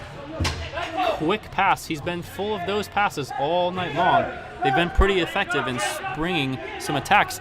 But this is Sobey with space, playing it, back post for Albers. Shot saved, rebound is somehow blocked. Another brilliant chance for the Impact to get back in this. And now the whistle is blown and a blue card is given to Stratton. Armandi wanted no part of that, and he made his displeasure known.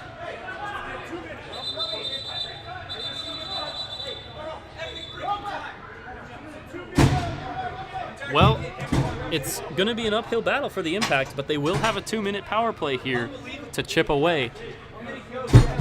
What's really crazy is that was a very great playback, I believe, for Phil Jackson, and the shot was just somehow blocked. It looked like the keeper was out.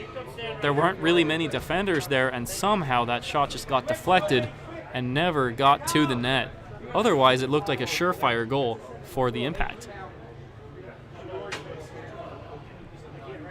So this will be a 2-minute advantage. Penalty assessed to Alex Mosley, who is one of the more important players for the Blizzard. He has scored tonight. And now Jackson scores! Brilliant take there. He looked like a left-footed Ronaldo there as he took a few steps, got all his weight behind the ball, and blasted it into the top left corner.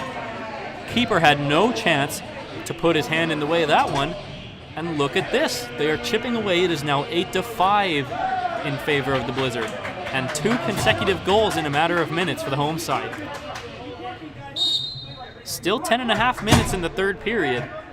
Lots of time, an eternity of time for them to get back in this one. And meanwhile, Eric Tate has it. He'll roll the ball up the field, but 2 defenders take the ball away from Ledesma.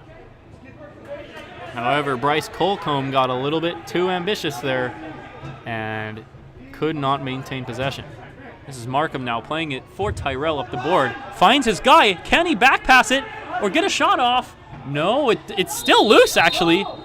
And now they're going to call a foul. I think it's going to be the Blizzard Bowl. 1:26 on the power play so far. And 10:06 left in the third period. So here is Rosales under some intense pressure by Albers. The ball stays in play and almost found Stratton. But a clever header by Cortez allows Tate to collect. And so I don't know why. For some reason, it's now 5-on-5. Perhaps there was a penalty called on the Impact? But for whatever reason... Oh, and wow! You don't see that every day. Eric Tate with the assist. And the goal is just tapped home by Josh Albers. That's his first goal tonight. The third goal for Arizona Impact in 3 minutes. And all of a sudden, this is an 8-6 game. This is getting interesting, folks. You can feel the crowd in it now. 6-8, an eternity of time, almost 25 minutes still. And all the momentum is now with the Impact.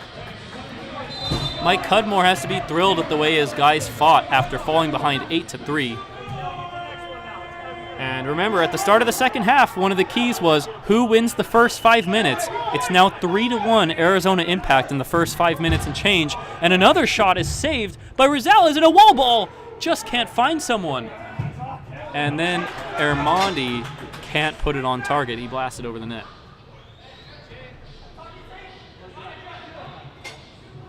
So the Blizzard are going to have to really turn things down a notch or 4. Things are getting out of control for them, although this could be an opportunity. Ball is slid away, but Armandi, showing a little bit more activity, makes a great play to deny the Blizzard. And now just a despicable call. They're saying it hit the net and it didn't, but it's going to be Blizzard ball regardless. I really don't know where they got that from because it didn't hit the net. That's what everyone on the Impact side is saying. It is going to be a free kick, though, and this is Torres lining it up. They'll pass it, and a really, really well-worked goal. That was a sliding pass to Rhea Armstrong, and then I don't even know who got the flick on there, but one of the most creative, most effective free kick goals I've seen. This game is chock full of goals. It is now 9-6, and we aren't even halfway through the period. We've also got the game clock running. They're going to have to reset that. And I don't know how much time they're going to put on it. Meanwhile, Blizzard trying to attack again. This game is really opened up. But a shot by Stratton, it goes over, but I think it was blocked. Lots of shots already in this third period, 4 for both teams as the Blizzard get a free kick. And another one of those passing opportunities. This time they can't find the back of the net as it goes into the net ting. And it will be rising ball here. Or impact ball, excuse me. Tate will sling it forward as the ball is flicked onto the back wall, with Noel Castillo giving chase. It's battled for, and I think Castillo comes out of there with it. He does. Slides it to Hillel Cortez. And then Phil Jackson goes down. Nothing called. This is Sobey. Sobey with a shot blocked. And then back to Phil Jackson. Is he going to take a shot? Maybe. Gets a defender to ground. They might play a wall ball here. This is Sobey now. Sobey back to Jackson. And Jackson looking for something. He's going to have to play it back to Markham. Tate comes up too. They play it well. This is Cortez with a chance, but it is blocked just in the nick of time. Mejia gets his right foot in there and blocks it into the net. But this will be a set piece here, and Markham is the main man Impact want on these set pieces. He has scored goals here. He has passed it 4 goals here, and he's going to be on top of this one right now. Blasted directly into the 2 legs, and all of a sudden this is a breakaway opportunity. Wheeler with it. Wheeler 1-on-1. He doesn't miss. It is unbelievable how good the Blizzard have been on scoring chances. It seems like every single time they have a breakaway, they are putting the ball in the net. And just like that, in an instant, it is 10-6. 3 goals already for both teams in this period. And here is Eric Tate on the ground for the 2nd time tonight. Just one of those old-fashioned shootouts out here in the Western Conference. The Blizzard are in the Eastern Conference, but coming out west, you had the feeling there would be goals tonight, and boy, have there ever been goals. Now 10-6. And meanwhile, Eric Tate is still on the ground. He has a trainer with him, and it looks like Phil Jackson making sure that he's all right. But he's lying down. It looked like there might have been some contact to his head.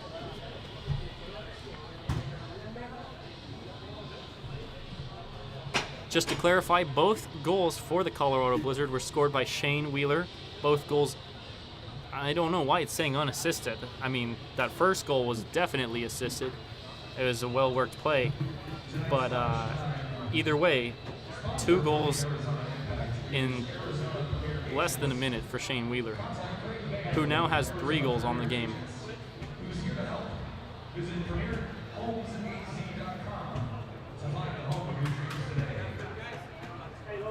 And going back into the corner, it is now Sobey and Armandi who are there with Cudmore, the assistant coach TJ Fisk, and a trainer.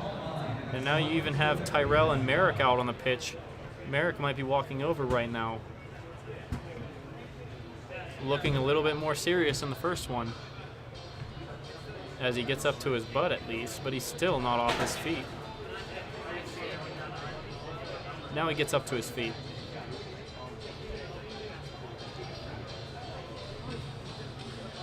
And to my right, Josh Chelka has emerged from the bench. He's got to be thinking he might have a chance to get in on this action.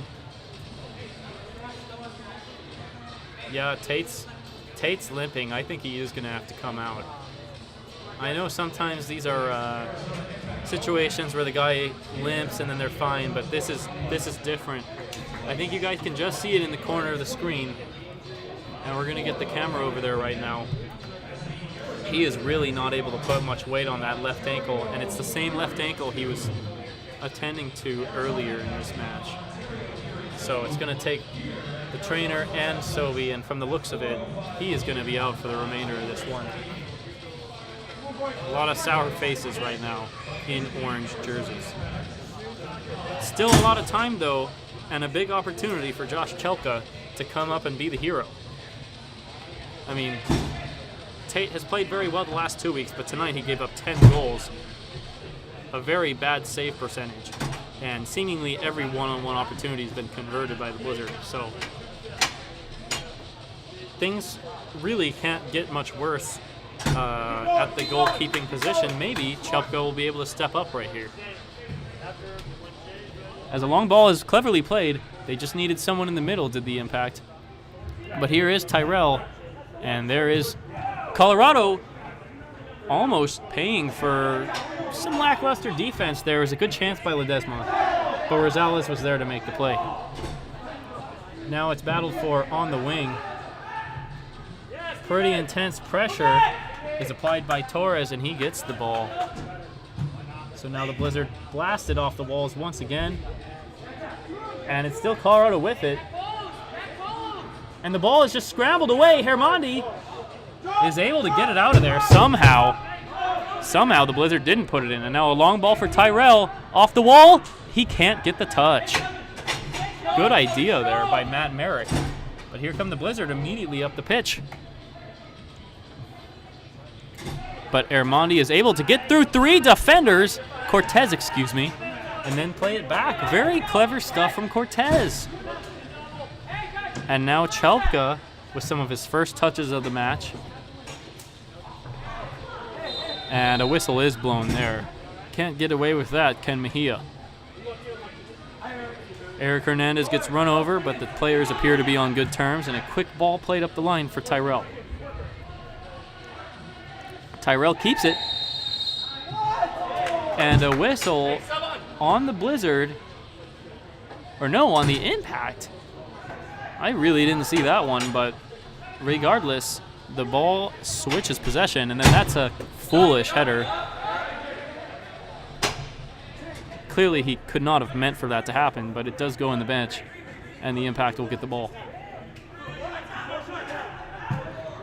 And there it is, played by Ledesma for Tyrell. Tyrell trying to work with the ball for Ledesma, who gets a chance. Wasn't off by much, and now the ball goes to Markham, who fakes a ball over the up the line and plays one now. Where there's a guy on the ground and a ball played in the middle and just couldn't get the right touch on it. Ishmael Castillo had a real opportunity there, but he could not get the necessary touch. And the ball goes back to Colorado.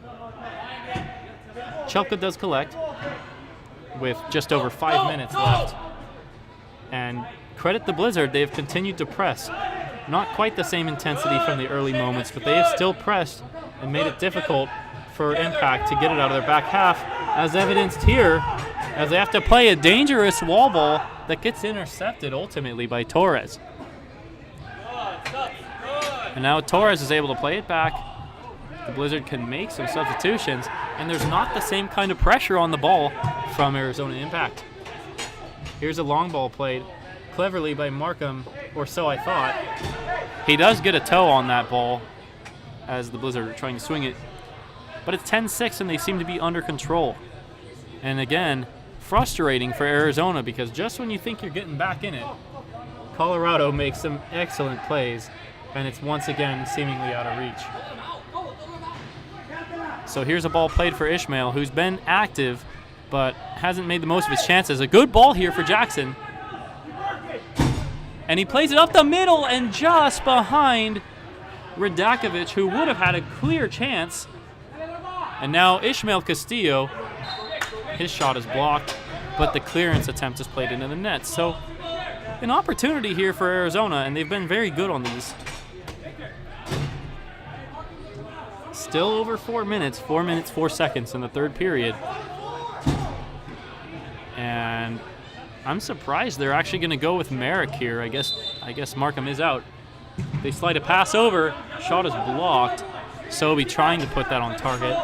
And here come the Blizzard. Hamilton sliding it across. Good save by Chelpka, though. And the ball is cleared by Radakovic. Yeah, that's one of the better saves I've seen from any Impact keeper tonight. And they are doing a little bit better getting the ball as Ledesma does control. And he finds Sobey. Will Sobey have time to shoot? No, he won't. Tried to pass it for Noel Castillo, and it was blocked. And now some pressure applied. But Ryan McClear was not able to beat Chelpka to the ball. Clever little wall ball. And another call that I just don't understand. That was Sobey playing the ball, getting to the ball first, but the refs claimed that he went through a Blizzard player when he was getting that ball. So it is going to go to Colorado here, and Rosales will play a quick free kick. Where possession is squandered, and then a little bit of gamesmanship there. Definitely don't want to give it to one of the players at midfield, because then the Impact can play a quick 3v3 opportunity, and instead they play it all the way back, and now Hermondi on the ball.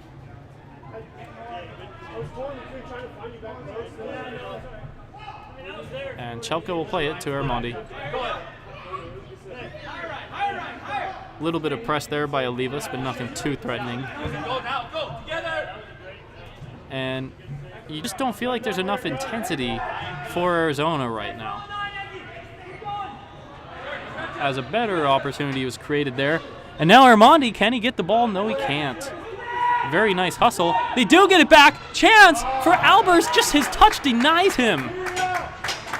A slower ball would have found Noel Castillo, but even then Albers with a brilliant opportunity. And I feel like I'm saying this time and time again, just not able to take it. Oh, and then a brilliantly played wall ball there.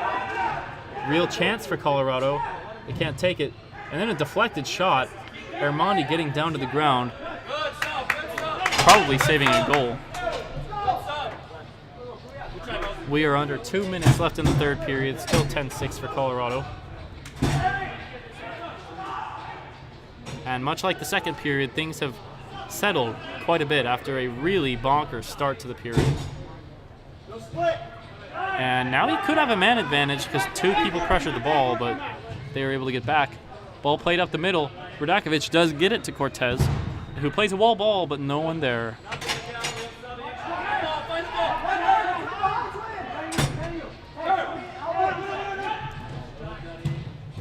Bad giveaway, though. And Colorado just is able to escape disaster on that one. Really nice play by Hernandez, though, to get past the first defender there. That defender being Armstrong. Then they play it back, and it's back to Hernandez. Can he get it on his left foot? He can, and he'll score! Wow. I think Rosales would love to have that one back. Didn't seem like it was too difficult a shot to save there. Maybe it took a deflection, but in any case, a just reward for Eric Hernandez, who got that attack started by getting past a defender. Cortez will get an assist there, something he doesn't get to enjoy too often.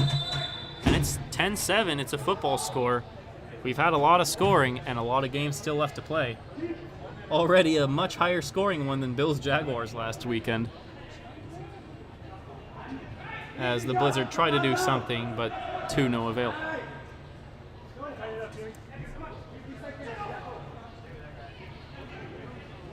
So Phil Jackson will play it back to Chelpka, who under some pressure got the ball away. Can Selby win the race to it? No. And this could be a chance for Colorado. Instead, they play it back, which wasn't the smart move, because Tyrell gets on it momentarily. And he sticks with it. Really great play by Tyrell. He gets the ball back, takes a shot, and it almost went in. And now a chance for Sobey, but it's taken away really nicely by Stratton with a perfect long ball for Wheeler. And a better save by Chelpka. Chelka already making his presence felt with 2 fine saves. That one he got with the palm of his left hand, and he needed every inch of those fingertips. Tyrell gets in there, and a shot goes in, but it's after the horn. Colorado escapes there. They were really under pressure in those last 60 seconds and change. The Impact were able to chip away at the deficit a little bit, but they only make up 1 goal, and it's still 10-7 after the 3rd period.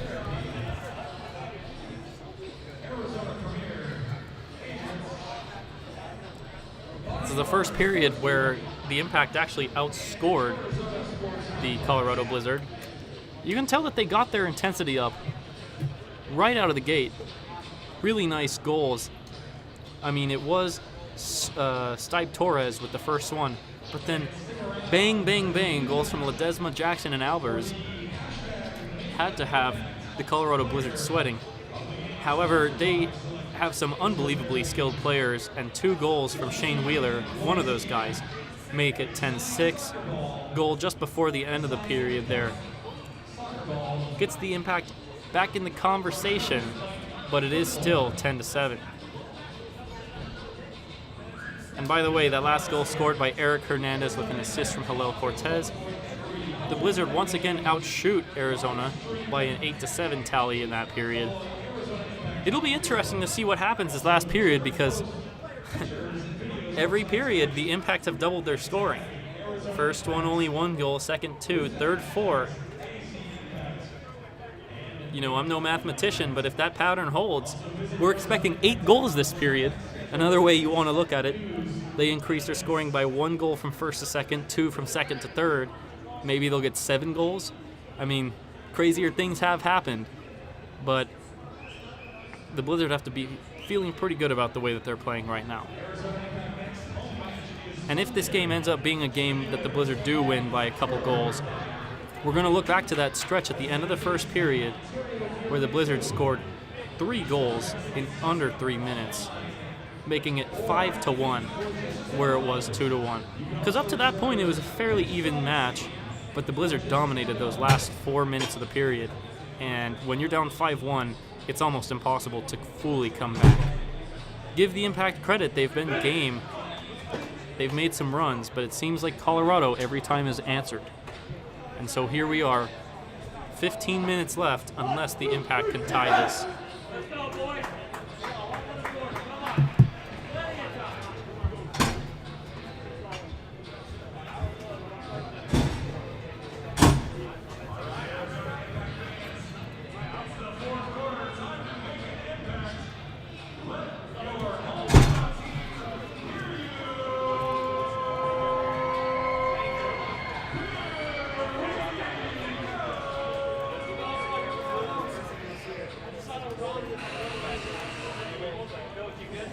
So we are set to get this going now, and it's going to be Josh Albers on the ball to start things for the home side. Down by 3 on the scoreboard, down their starting goalkeeper. It's going to be an uphill battle, but they have shown they can score some. Will they do it in these last 15? Here's a ball. Albers does well to stay with it and maintain possession. Could have been a break for Colorado there, with McClear leading it. Instead, a long ball played by Ledesma, and it is Ishmael Castillo. He's looking for Ledesma, who's going to have a chance, but it was just tipped away by a defender and Rosales, so he wasn't able to control it, and the Impact do get the ball back. Ball is swung to the right side and now back to Chelka.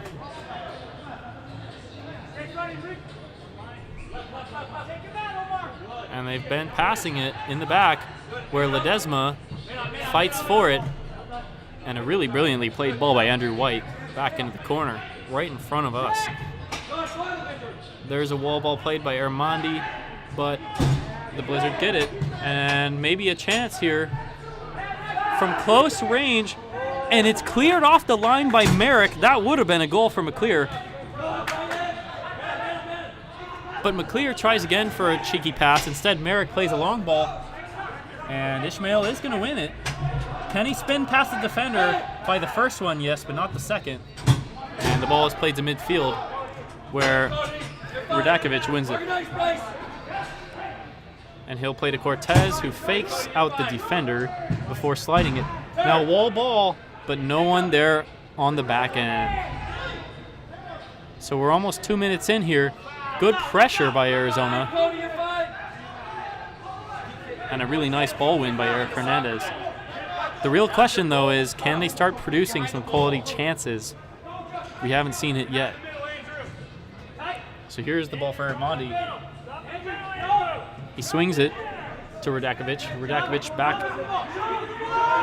And Markham's got some space. He will rocket one. Gets blocked into the corner.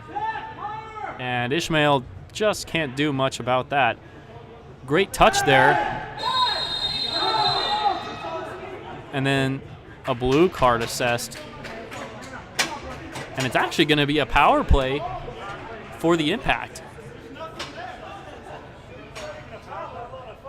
Judson McKinney pleading his case. He's saying, if anything, the foul should be on the other team. But it did look like he had his hands up there. And now it is going to be Markham from the back. This is a big-time opportunity for the Impact to keep chipping away. And you feel like if they're going to complete this comeback, you have to score with the man advantage. So Markham slides it. And they could have a chance. Ledesma with a shot, but it is blocked. Blocked by Armstrong. And now some passing between Jackson and Markham. And another deflected shot, partially cleared. But Jackson does well to maintain his balance and stick with it. Under some duress from Andrew Mejia. Here comes Matt Markham now up the middle. Slide it to the right side. Are they going to try another shot? Yes, and another block. This is starting to look like an NHL power play where guys are just diving all over the place to put their bodies on the line. And this one again is deflected. And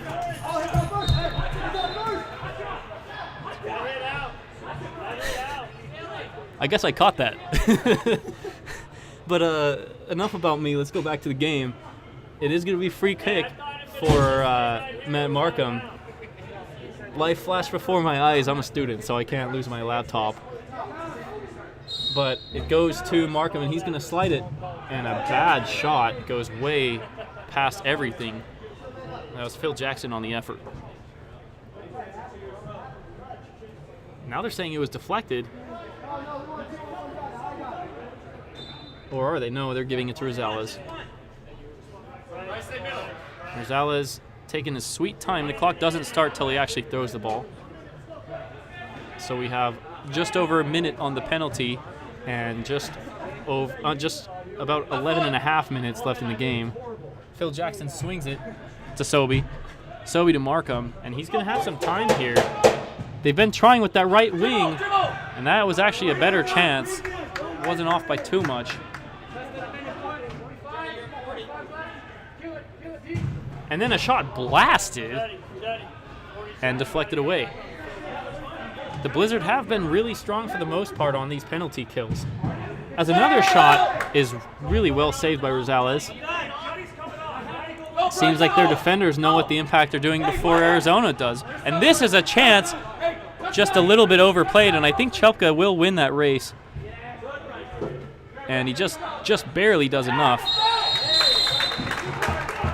But then a foolish foul committed.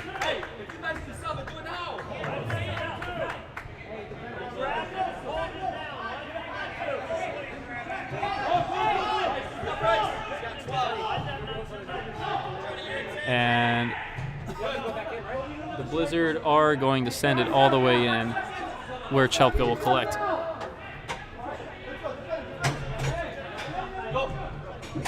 And this is Markham playing the ball, and it is scored! And boy, we've got ourselves a game now! A big-time goal. I think it was Phil Jackson on the goal. We're going to wait for confirmation on that.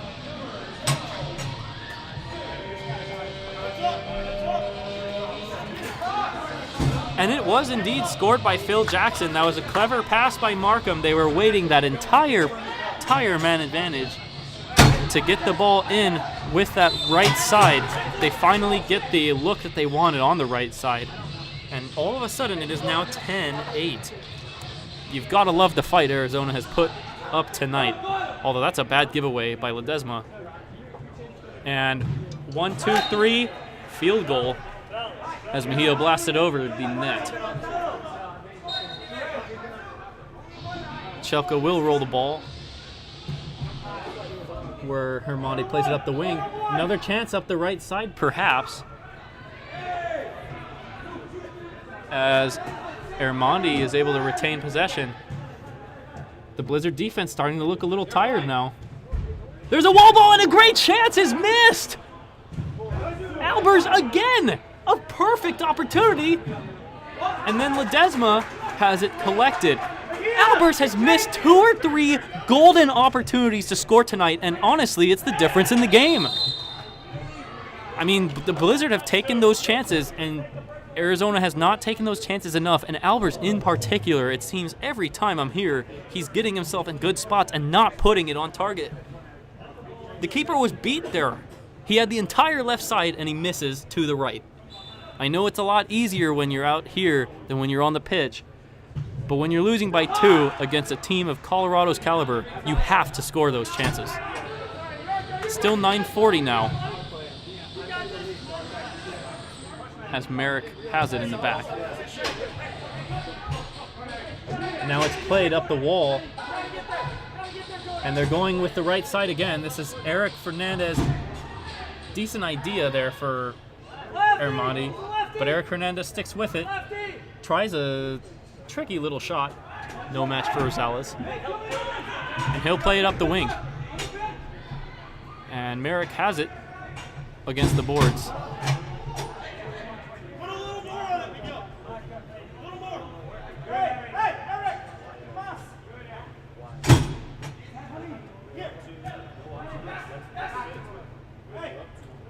And they're just playing it right now between Cortez and Chelka, and then there's a giveaway. We have a comment from Derek Fuqua saying, I agree, but there have been a lot of bad giveaways from the Impact. No one's arguing with you on that one, and almost leads to a really good chance for the Blizzard there. So this is McKinney with a really nice ball, but the Impact are just able to do enough, and there is Cortez getting his foot in there, winning the ball, and then Noel Castillo can't find a teammate there. But a good fight. Loose ball, and the Blizzard will have it. Now 8-10 left in this ball game. The Blizzard nursing a 2-goal edge. Hernandez fights for it, but it is taken off the wall. Really good defense there from Andrew White. And do we have ourselves a blue card right now?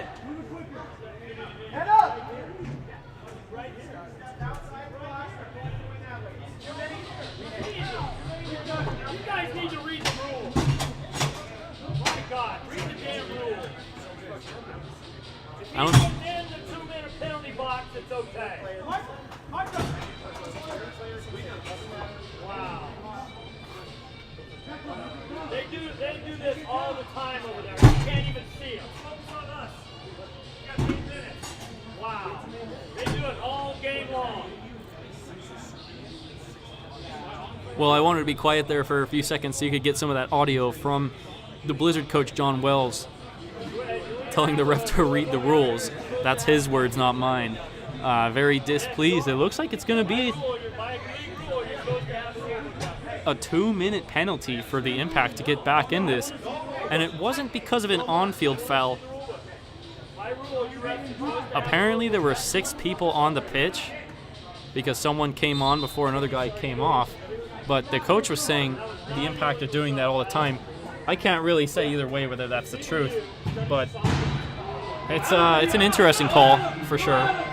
And then Markham almost makes him pay. That shot just a few inches over.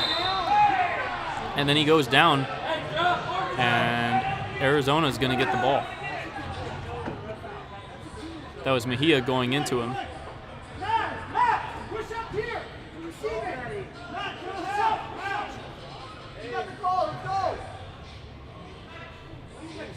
Markham will have a chance to kick this forward from the back. He's going to send it up to Chelka. Back to Markham. Markham is the long-range man, but he's going to send it instead to Jackson. Get it back. Is he going to rip one? No, it's played for Ishmael. And now a one-timer is...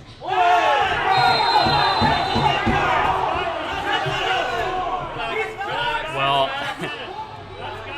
this is the kind of thing that we've been seeing all game long. Players coming in, and there is going to be a penalty called on Markham. I think in Lifetime it's really, really difficult to say that's not a penalty. I mean, that was McKinney getting to the ball first. What I do understand Markham's frustration, though, because it looked like he actually got all ball. You know, I don't care if commenters are upset about me. It looked like he got all ball. But at the same time, McKinney did win the ball first. So that's one of those where if the first guy gets to it, you're probably going to get the whistle in your favor. I mean, that's how things tend to go. And so now offsetting penalties, but the Blizzard are actually going to get almost 40 seconds after this man advantage.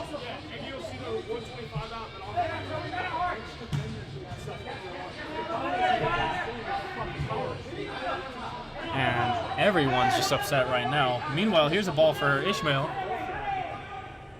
as he tries to get in there between Armstrong and Rosales, unsuccessfully though. And here come the Blizzard. But Merrick gets in. Now Phil Jackson plays it up for Ishmael. He might have a chance. It's a tipped ball. There's an opening here as Merrick blasts it, and a great save! A great save made by Rosales, but it's still alive in the corner. And then another whistle blown, and another free kick coming to the Impact, and maybe another penalty. It's going to be another penalty. This is unbelievable. Another blue card. That's the third one in a minute and 13 of game time.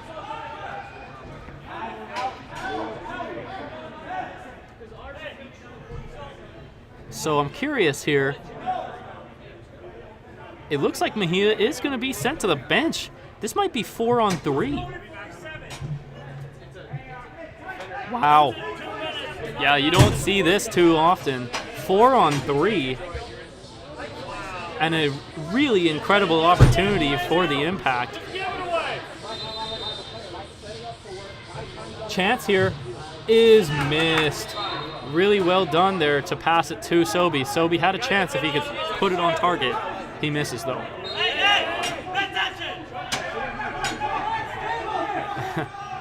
And now 6:41 of game time left. It's easy to forget about that with all the penalties. 10-8 the score. This game getting a little bit tighter than Blizzard fans would have liked.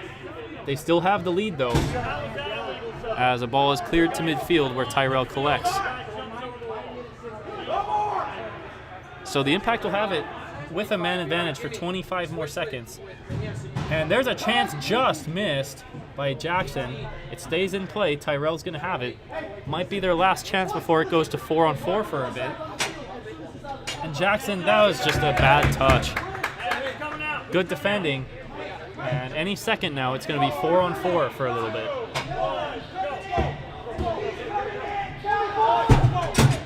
And Jackson has to play it back. Strong pursuit by the Blizzard. And Jackson might be teeing it up again instead. Shot.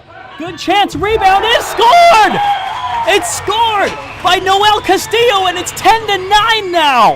10-9, and we've still got 5:40 left in this one. What an incredible comeback we've seen tonight. It's not all the way done yet. Still 10-9.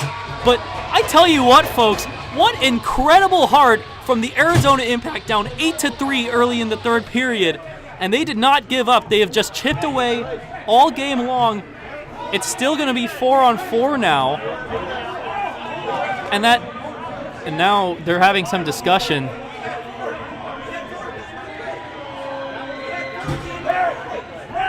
They're having some discussion because was the first goal, the goal was scored after the first penalty ended, before the second penalty ended. So I think they're going to say 5-on-4 for the Blizzard for a little bit. they're going to have a chat about this. Head referee Josh Boxer and the 3 assistants are all going to chat this one out. With 5 minutes and 40 seconds left, all of a sudden we've got ourselves a game. It is 10-9 Colorado Blizzard. And everyone here has been treated to one of the most entertaining MASL 2 games of this young season.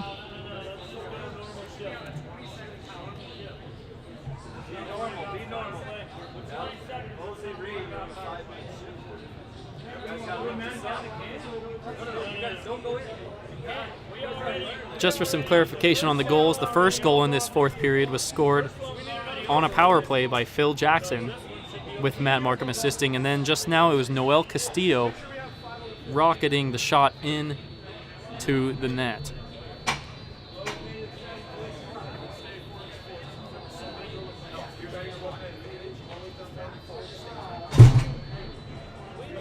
Looks like everyone's had to take a deep breath over the last few minutes. It's been one hell of a match.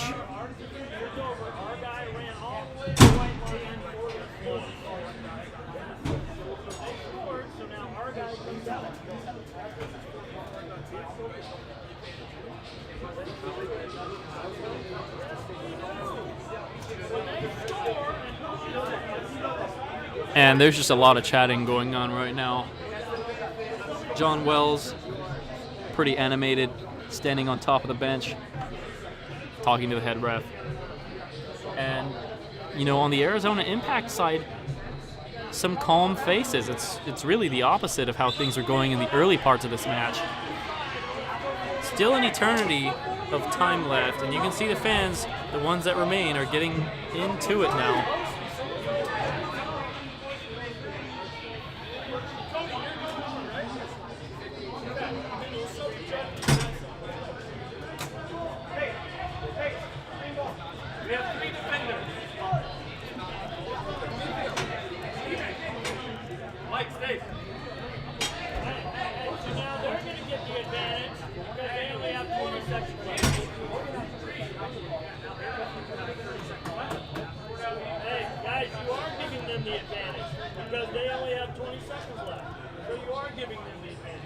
So I think what they're going to do is, well, they still haven't confirmed anything yet. I would think it's going to be an advantage for the Blizzard for 20 seconds.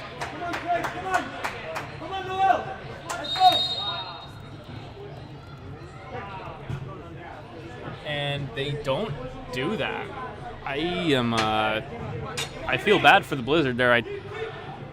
I would think that because the goal was scored before or after the end of the first penalty, before the second one, that the second penalty is also taken off. Apparently not. And so now it's going to be 5-on-4 for the Impact to tie the game here with just over 5 minutes left. This is Tyrell playing it for Markham. This is his shot. Passed to Jackson, who fires over. Jimmy, let's go!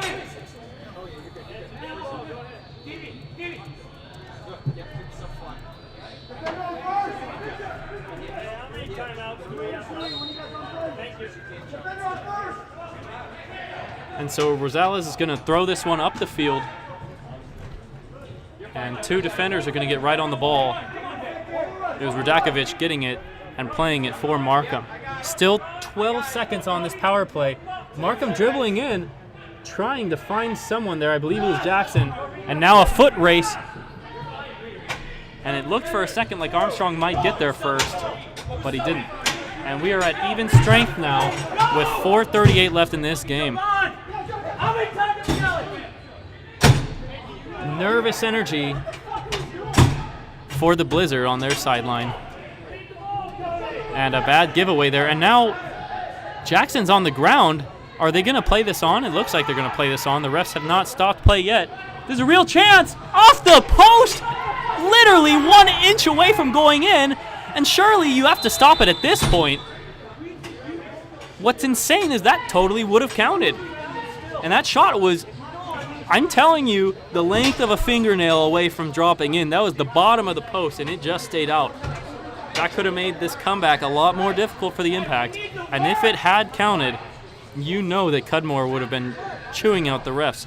As it is, Chelka's pleading his tate. He's saying, look, there's a guy on the ground. The dude shot the ball 10 seconds later. But they played it on. And now the ball is stopped with 4 minutes, 12 seconds remaining in what has been an incredibly entertaining game. You can't really blame the Blizzard either for playing it on. That was Alex Mosley on the left-footed effort. I mean, the Impact stopped because you would think it was going to be a whistle, but you played through the whistle, and the Blizzard very, very nearly had that big-time insurance goal.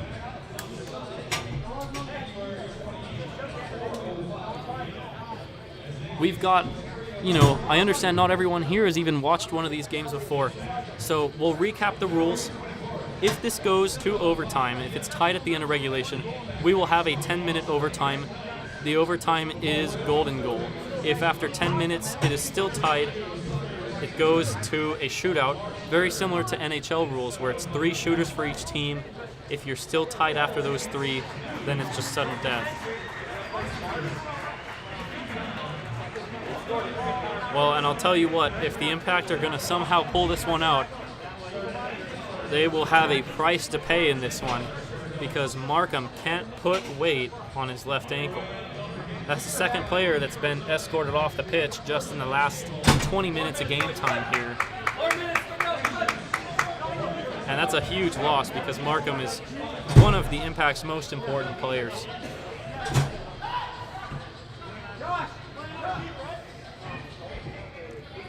Meanwhile, we are about to get back to the action with Jimmy Wade kicking the ball in for Colorado.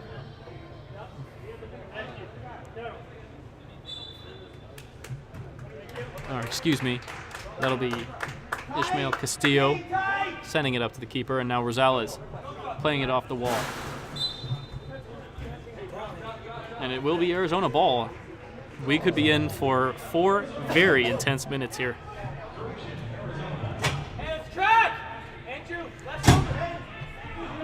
That's going to be Noel Castillo playing it up the line. Ledesma looking for someone. There's an intense battle for the ball. That was Albers trying to get in the right spot. He went down, but they play on, and I think correctly play on. Now come the Blizzard with a lot of momentum, but they are able to clear it, or the Impact. That was Mosley playing the ball. And now a chance here. Could this be for Ishmael? Plays it to his left. Shoots! Unbelievable save! Rosales just with his left cleat gets it. That ball was going in, and he saves it with his left cleat to preserve the advantage. Saves don't get much better than that, and it's still 10-9.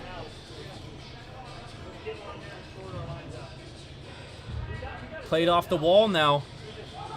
Ishmael. And the Impact have been controlling this. It's really a rear guard action now.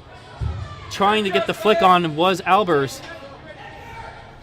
The Blizzard could use an insurance goal in a bad way, but now it's the Impact that are pressing with Albers, forcing the keeper to push it up the middle. No foul called there on Armandi. And now some numbers for Colorado. Great ball played, but it missed. And no one there to clean it up. Armandi now. It seems like those chances that were going in for the Blizzard are all of a sudden off the mark now. But a bad turnover as players are making changes. Oh my goodness, Mejia, clever idea to the left post. But no one got on it. And now played up the wing, stays in play. Ledesma gets it off the wall despite 2 guys being on him. And to no avail. This is Mejia now again with the Blizzard. Playing it to Stratton.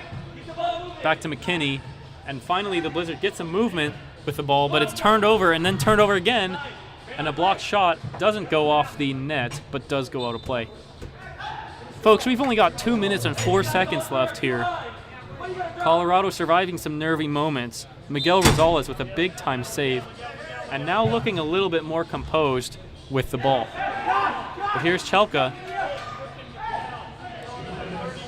and he'll play it for Noel.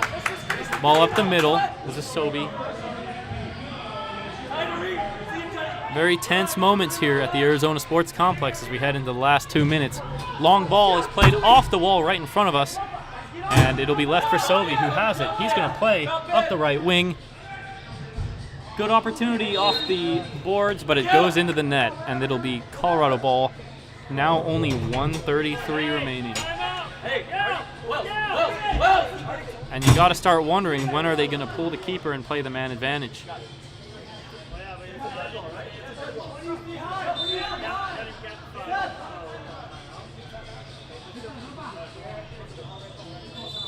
We'll keep an eye on Chelpka, but right now he is still in.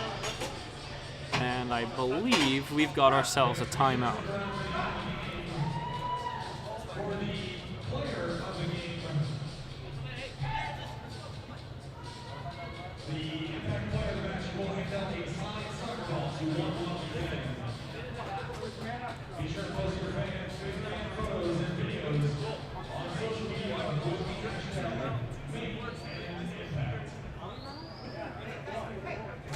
And these are the most intense moments here, the most important moments. Cudmore a little disappointed that some of his players aren't huddling up. We've got 93 seconds left in this one, unless Arizona can find an equalizer. The Blizzard have been pushed harder than any other team has pushed them this season. They've only had 2 matches, 2 wins, but neither one came down to the final moments as this one has. Their first win, a big-time blowout, and then last week they got a 3-goal win over Colorado Inferno. Both defenses will have some moments they regret. Both offenses will have some beautiful goals that they'll want to watch again and again. But when all said and done, it comes down to this: 93 seconds for the Blizzard to either hang on and improve to 3-0, or for the Impact to stay in the playoff hunt and get a big win. Rosales plays a long ball that is stolen by Merrick, but he takes a fat touch and it goes back to Colorado. Big shot there from Bryce Colcomb. Hasn't been too active, but he almost put that one in. And then a very nice steal by Armstrong to give McKinney it. And what this does too, well, actually they have pulled the keeper, and now Tyrell has to play in the back. And that's a goal. Well done there to swing the ball as it was. That makes it 11-9 Colorado, and I think that should do it as far as who's going to actually win this game. Never say never. Crazier things have happened, but not many. It's now 11-9, and you really can't blame Tyrell there. That was just another great pass.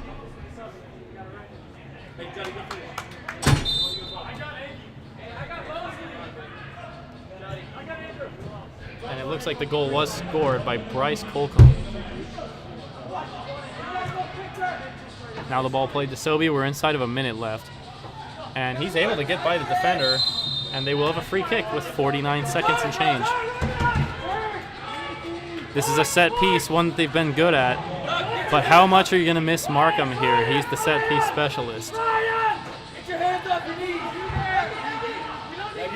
For what it's worth, John Wells is still coaching this like it's anybody's ball game.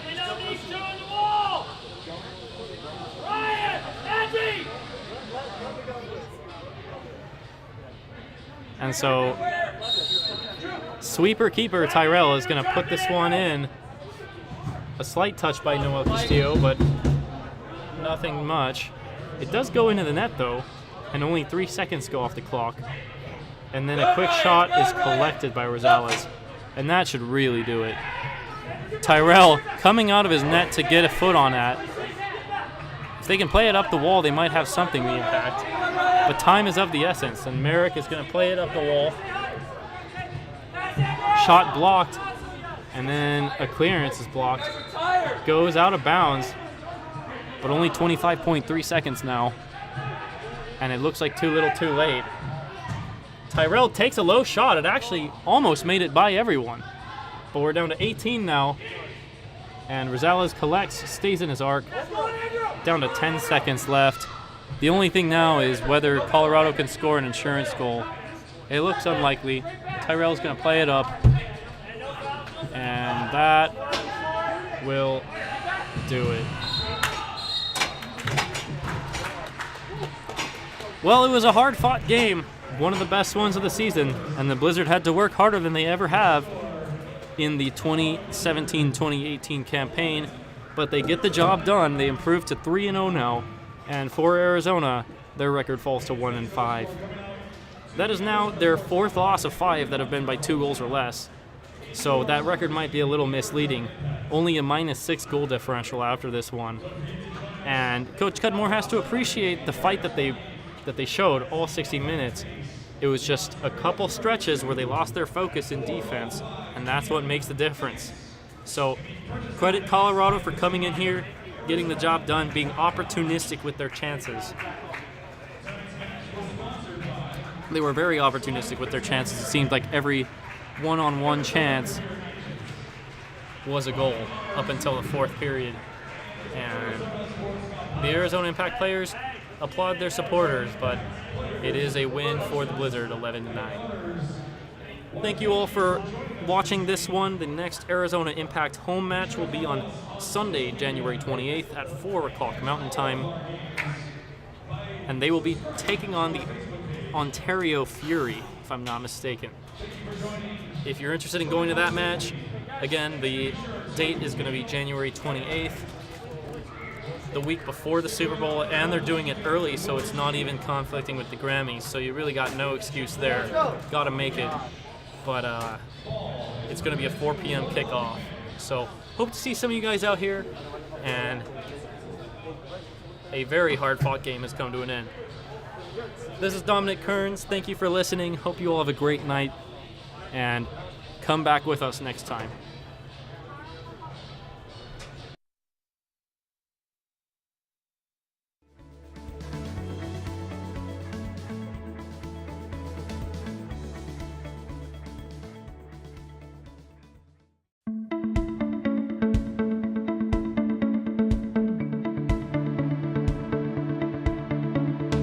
Arizona Sports Complex is a family and team-oriented multi-purpose facility which sits on a 250,000 square foot lot and offers over 50,000 square feet of climate-controlled space. We provide 3 state-of-the-art full-sized arena soccer fields, 2 indoor and 1 outdoor. The indoor fields offer full-length sheets of glass, providing the spectator with a full view of all the action on the field. The newly remodeled outdoor field offers a breathtaking view of the gorgeous Arizona sunset. There is something for everybody here at our complex, with a full-service snack bar, a pro shop, games for the kids, and league play every night of the week for every age and skill level. From soccer programs to lacrosse and personal training, birthday parties, corporate events, and even dog shows, our complex provides any group an unforgettable playing or event experience. Arizona Sports Complex is dedicated to improving players' skills in competitive sports, teaching the value of good sportsmanship, and adopting healthy lifetime behaviors by providing superior services, quality programs, premium facilities, and a qualified, dedicated staff. We're located off Pinnacle Peak Road, just west of 35th Avenue on the south side of the street. Come by and see us soon.